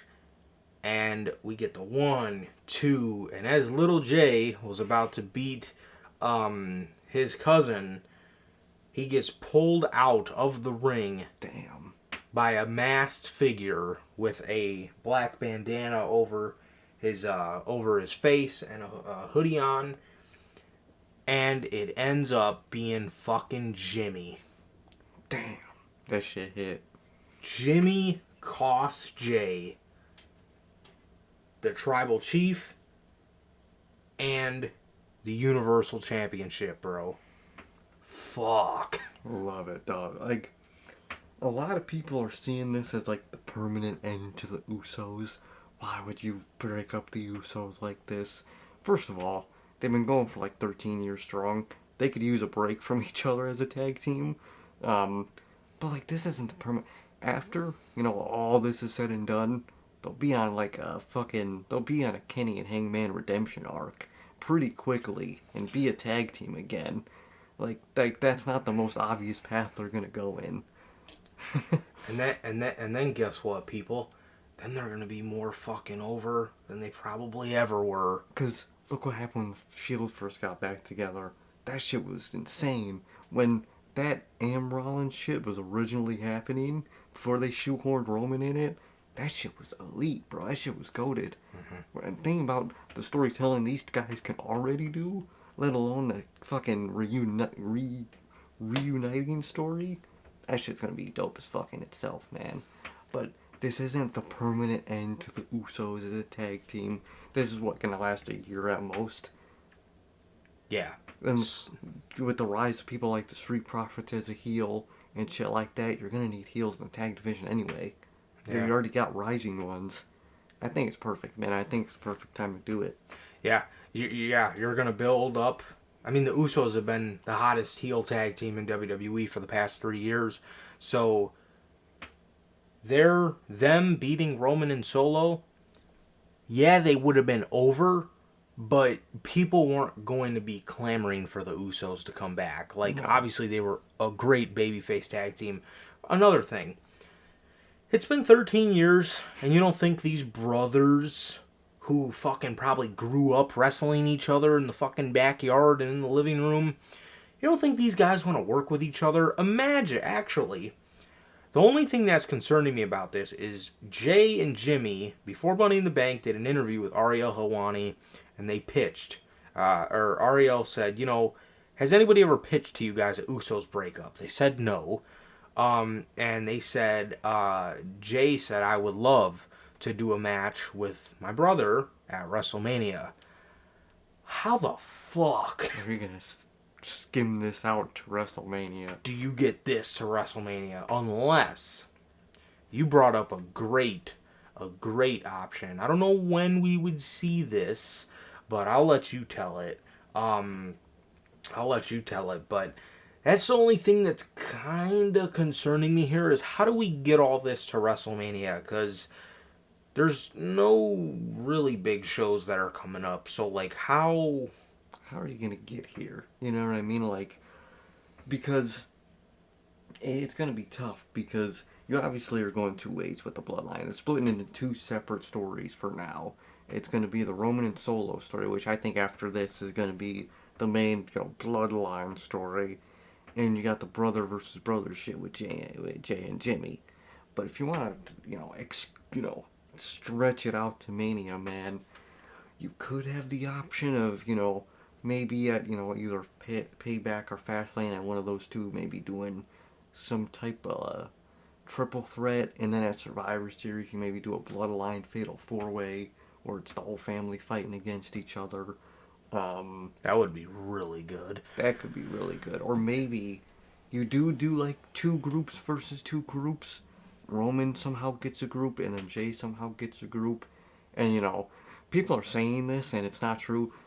At least I don't think, I hope it wouldn't make sense. Jimmy didn't join Roman again. At least I don't believe so. He just turned on his brother for now. Just, screw him over in this instant. And if it's going against Roman at like a show like Survivor Series, I think even if he doesn't want to, he would still team with his brother to face Roman, because they know that's a common enemy. And even though they're fighting at the moment, they're still brothers, and they're still going to fight, their own cousin, because... Or what if by then Solo turns on Roman, and you get some sort of alliance where none of them are cool with each other, but you got the heels, Roman and Jimmy, and then the guys that are more on the babyface side. So I wouldn't do like a babyface thing with Solo, but I would have him just not like with the big bad heel, Roman Reigns and Jimmy Uso. So maybe you could do like a Jay and Solo side. I would be down for that. Mix it up a little. Do that tag match, Jay and Solo versus Roman and Jimmy, where either of those teams kind of agree with each other, but it's kind of a common enemy at that point. That could be really good. And then you could eventually do the Bloodline triple threat, maybe at like Royal Rumble, maybe, or maybe if you want to like stretch it out a little bit, you could put Jay and Jimmy in the Rumble, or put all 3 of them in the Rumble and have them, clash it out. I don't think any of them will win the Rumble, to be honest. I wouldn't want really any of them to win. Maybe Solo if I had to pick, obviously, but that's just me being a mark. But they could all, kind of argue and get each other all eliminated in a Rumble to make that part stretch out. Because if they're doing Fastlane now, they're not doing Fastlane before Mania, which is actually good. I like that. Yeah, I like how they just do Chamber how it should be. Exactly. It's just Rumble, Chamber, Mania. I like it. But, so they're gonna have to stretch it out if that's the plan, because I think that, because if you are doing fucking finishing the story, fucking that shit, which they obviously fucking are, one of their matches to keep the rest of the Bloodline busy, then, or maybe you don't do just Jay and Jimmy at Mania, maybe you do the brother triple threat.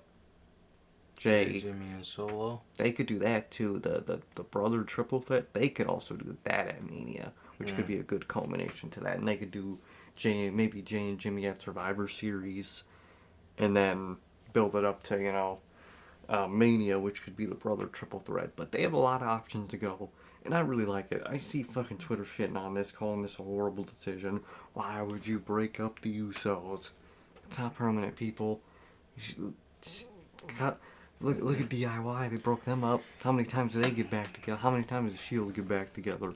And you're gonna have an even more over than they've ever been babyface tag team of the Usos on your hands. That moment's gonna go crazy, bro. That's gonna go insane. They're gonna be themselves again, and they're gonna be babyface, and it's gonna be awesome. And maybe we don't know how it's looking with them at the time, but maybe you got a heel New Day, a babyface Usos, a flip on that feud. I wouldn't want it to be a long-term feud, for the love of God, no. But like a one-off match between a face Uso and a heel New Day, that would be fucking awesome. I would love that shit. Yeah. I think this is a great decision in the end. I love what they did here with Jay. Although I will say, out of all, the Bloodline family matches this year, this will probably be the lowest ranked for me. Personally, not a bad match at all, but I'd probably rank it the lowest. Yeah, because the other ones were just goated. You can't top that shit. You're talking about the family versus family type matches? All the Bloodline related matches this year.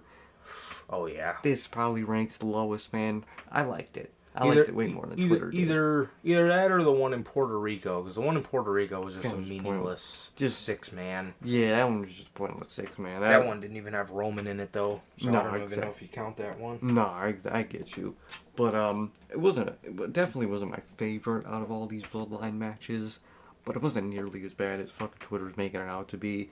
I think they made a good decision tonight. I love what they're doing, and although, there's Jimmy and Jay, match at Mania, you might not be able to stretch it out, man. So I probably would do the brother triple threat at WrestleMania. Because what else is Solo going to do at WrestleMania at this point? Who knows? I don't think, even though I would love it, he's not going to be in a World Championship match. Mm-hmm. He could be IC champ around that time, maybe, Maybe he's the guy to beat Gunther for it. I would be down. But, or maybe he is, and it's for the IC title, man. Could be something like that. Well, wouldn't it have to be for the U.S. title? Oh, fucking fuck! I forgot that's the fucking. And I would think Gunther would be not IC champ. I was gonna say, never mind. I forgot that the face switched to mid card titles. You could even maybe do some kind of cool story with like Sami Zayn and Kevin Owens, because the thing about Sami Zayn and Kevin Owens, dude, it's like... I don't want to see them face each other, to be honest. I do. The reason being, with how over Sami Zayn got, I just think this one could just be different. Because, all the other ones on the main roster was, them fighting over, past NXT beef. Yeah. But, dude, could you imagine the monster Kevin Owens would turn into, being after he's seen how much success Sami Zayn, how over Sami Zayn got? Say KO has a lot of fire behind his. He beat the fuck out of him multiple times, and everybody saw Sami Zayn as the victim, and that probably got to KO, and he gets to say that shit you beat the fuck out of me, but you're the victim in all this. That could be really good. That man got mega over, and Kevin, a lot of the story revolved around Sami Zayn, and Sami Zayn was the guy that everybody wanted to see take the titles and stuff like that. So I think you could do something really cool. I think you can tell, because obviously not all these brain dead idiots watch NXT, so no. You gotta make your own at the main roster. And they did. Got a good foundation. They really do, man. So that is true. That is very true. I just don't want the turn to happen now. No. Because I feel like they were around doing it now. I feel like they almost did. No. And they were thinking about it. Do it at Royal Rumble or something. Yeah. Yeah. That's what I was thinking too. Yeah, I would be perfectly fine with that. But they have a lot they could do with these guys. And I like what they did tonight. I like that Jimmy screwed over Jay, man. And it's definitely not joining the Bloodline. Again, if you ask me, it's him fucking over his brother, and he's gonna have some personal reason, man. Maybe he's doing it to save Jay, because maybe he's scared that Jay will just become another Roman, and he doesn't want him to turn into another Roman. I would like that explanation a lot. Look what happened, or look what the power got to Roman. I don't want that shit to happen to my own brother. And maybe at some point Solo's getting to that point, so that's where he gets put in that feud, and it's basically all of them just fighting it out, man, and trying to not have all of each other become Roman Reigns. And I thought that's really, that man scarred all three of them so much that they're all fighting each other. That's how you're the ultimate villain. Yeah, and this is what I love about the Bloodline story. Obviously stories make the wheels turn in professional wrestling, so the Bloodline, these guys have just constantly just, this is exactly what you want out of, your pro wrestling, is you want to be able, we're doing right now, just, you want these kind of things to just have your mind just running wild on what the fuck can happen next. Because there's so many avenues they can go with this. There's so many avenues they could go with this, and it's just really fucking intriguing, man. But there's a lot of options. I love the idea of doing a Bloodline Fatal 4-Way. I love that. I love the idea of a brother triple threat, the obvious Jimmy versus Jay. That obviously needs to happen, and I don't see this as a bad thing as people are making it out to be whatsoever. I love tribal combat. I love the turn, and I'm interested to see the every time we feel like, ooh, they might be running out of some story to tell. I always find it, man. There's always something next to do. So, and obviously, it's not even over yet, because obviously we got the Usos turn. Roman and Solo are technically still cool. So, before sometime before the end of the year, or maybe even sometime after WrestleMania, maybe they do drag it out to WrestleMania or something. Solo turning on Roman is inevitable. It is the inevitable, man. So they still have that to tell. As for Roman Reigns, though, I hope we don't see him go away for the rest of the year. I hope not. I really hope not, because here they got a lot of story to tell, man. I mean, even though this part might not involve Roman Reigns, this might just be stuff between the brothers. Still gotta be there. I still would love to see him there and to see him, help tell the story. I think he's needed to tell the story, and I'm just excited to see where this goes next, man. And yeah, I would really hope Roman doesn't take another. I really hope Roman doesn't take another hiatus. Because yeah, like I said, there's a lot of story to tell. However, like I said, they did kinda, if they wanted to, they could just push it off to all the brother stuff Yep. until Roman comes back, and maybe that's why Solo maybe gets so pissed at him, because he would, for at least for right now, he's still his tribal chief, and he's still loyal to him. Maybe he just abandons him for a couple months. yeah, And maybe he gets pissed. On top of the fact that lately, especially, Solo has taken a lot of beatings for dude. Roman Reigns. Exactly. Just on Saturday, he was getting his ass whooped. Tonight, he was getting whooped by Roman accidentally at points. Like, he's been taking a beating, man. And if Roman just abandons him for at least a couple months, that's gonna get to him. So they could make it make sense storyline wise, but like at least have him be there for at least Survivor Series. At least Survivor Series. Yeah, I really don't think though that I really don't think that was the bloodline getting back together at all. No. I think Roman even looked confused, like what? And being that Jimmy was the reason they turned on Roman. Yeah, exactly. Jimmy was like the whole reason, because Jay was the one trying to keep the peace, but Jimmy was ultimately the one that said, fuck this. But I don't see it as a bloodline reunion, at least with Jimmy and Roman and Solo at all. Because like I said, that would make absolutely no sense considering Jimmy's the fucking whole reason they left. Exactly. Maybe another reason Jimmy attacked him is maybe he's like, the fuck is becoming tribal chief gonna do for me? What am I gonna do? Come back and just take orders from you now? So you could just be a maniac? Exactly. Shit like that, man. There's a lot of reasons, man. I really like the decision they made, man. And I think if you're annoyed at this decision and you don't know where it goes, man, you gotta look into it and realize how great this is gonna make everything in the long run, man. Think long term, people. Come on. Yeah. And short term, too. It's awesome.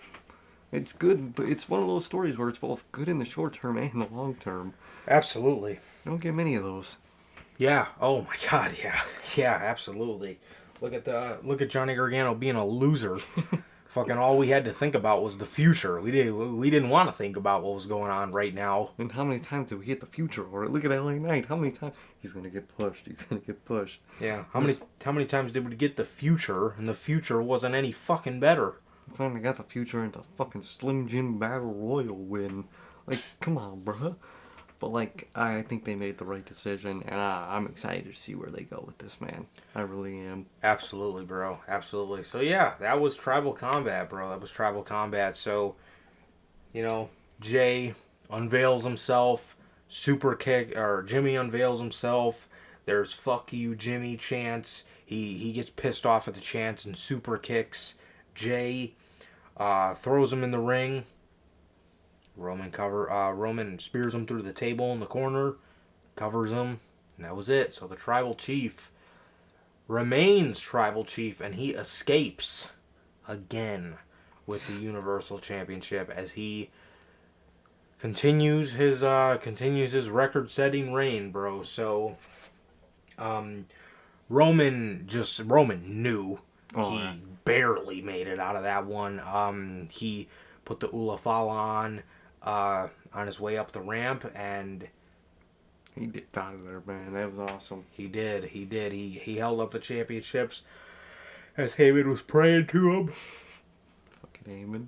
As always. Oh, dude. One thing, when fucking Jimmy showed up, and fucking Paul Heyman was just standing on the steel steps, just looking, just devious as fuck. That shit killed me, bro. That man Heyman is goated. That man was lurking on Jay, bro. He really was. Yeah, that was hilarious when that happened. But yeah, Roman made it out again, man. Roman made it out again. The greatest final boss escapes yet again. Man, with the championships, bro. And you love to see it, dude. You love to see it. So yeah, that was pretty much everything, dude. But other than that, dude, again, no Orton, no Wyatt, no Braun Breaker, no nothing. No. Like, overall, for the SummerSlam show, did not feel like an ounce of SummerSlam, man. It really didn't. It's just one of those Triple H things where the fucking end bloodline story saved his ass. And for half of Twitter, apparently it didn't. So that's usually not a good sign. Yeah, I don't get that, man. But yeah, I'm sitting on the other side of the fence with this bloodline stuff. I really am. When you got me praising shit this company does, that's how you know it's good shit, man. Fair enough. Fair enough, bro. So yeah, man, that's everything. That is everything we got. That is everything we got today for the SummerSlam 2023 review. Yet again, another great show from Triple H. As happy 1 year anniversary to Mr. Trips, the Chief Content Officer. An entire calendar year of doing pay-per-views, man. So congrats to him, and it's really been a great year, and he's really resurged the WWE pay-per-view concept. They feel like movies again. Exactly, man. Exactly. Because I guarantee you, if this was a Vince McMahon show, this would have been 6 hours of fucking 7-8 hours of fucking dreadfulness. It would have been hours of me at work during the fucking show, because I wouldn't have been watching. That's what it fucking would have been if it was a very long Vince McMahon. If Triple H never took over, oh boy. There's many reviews that you guys wouldn't have gotten. Yeah, Elimination Chamber, Survivor Series, fuck. A whole fucking lot of them. Yeah, for sure, man. So, yeah, happy 1 year anniversary to Trips, man, for doing pay-per-views and acing them. And keeping this company alive, man. Afloat, yeah. Yeah. So, yeah, man, but that was everything. That was everything for the 2023 SummerSlam review. And as for SummerSlam, we'll see you guys on the other side, man. I'll see you next year with the SummerSlam 2024 review. But as far as pay-per-views go, we'll see you guys in about 21 days. I believe it's August 27th. Yep. Yeah, August 27th. We'll see you guys in 3 weeks' time for that. And then right after that, we'll see you guys in 4 weeks' time for All In. Or All Out. So with that, man, that is going to do it for this year's SummerSlam review. This is also our third SummerSlam review we did. Right. Yep, our first one, Roman came back. Yeah. And 3 years later, he's still champion. Holy fuck. So, with that, man, that is going to do it for this edition of the Notorious Heels Podcast. And another great SummerSlam review. And like I said, for the SummerSlam reviews, we will see you guys next year. We will see you guys on the other side, man. So, with that is going to do it for this edition of the Notorious Heels Podcast. Another great edition of the SummerSlam review. Thank you guys so much. Thank you guys, man. We love you guys. And it has been always a pleasure for my Johnny Mayhem. And Sir K. And that is going to do it for this edition of the Notorious Heels Podcast. Another great edition of the SummerSlam review. Ladies and gentlemen, please like, comment, and subscribe. And we will see you guys on Monday with Notorious Unscripted. Peace.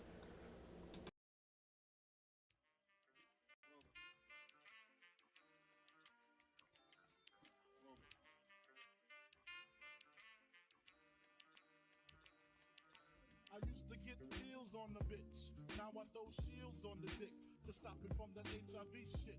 And niggas know they soft like a Twinkie fillin', playing the villain, prepare for this rap killing. Biggie Smalls is the illest. Your style is played out like Arnold, and that's what you talking about, Willis. The thrill is gone, the black Frank White is here to excite, throw dick to dice. Bitches are like I'm brainless, guns are like I'm stainless.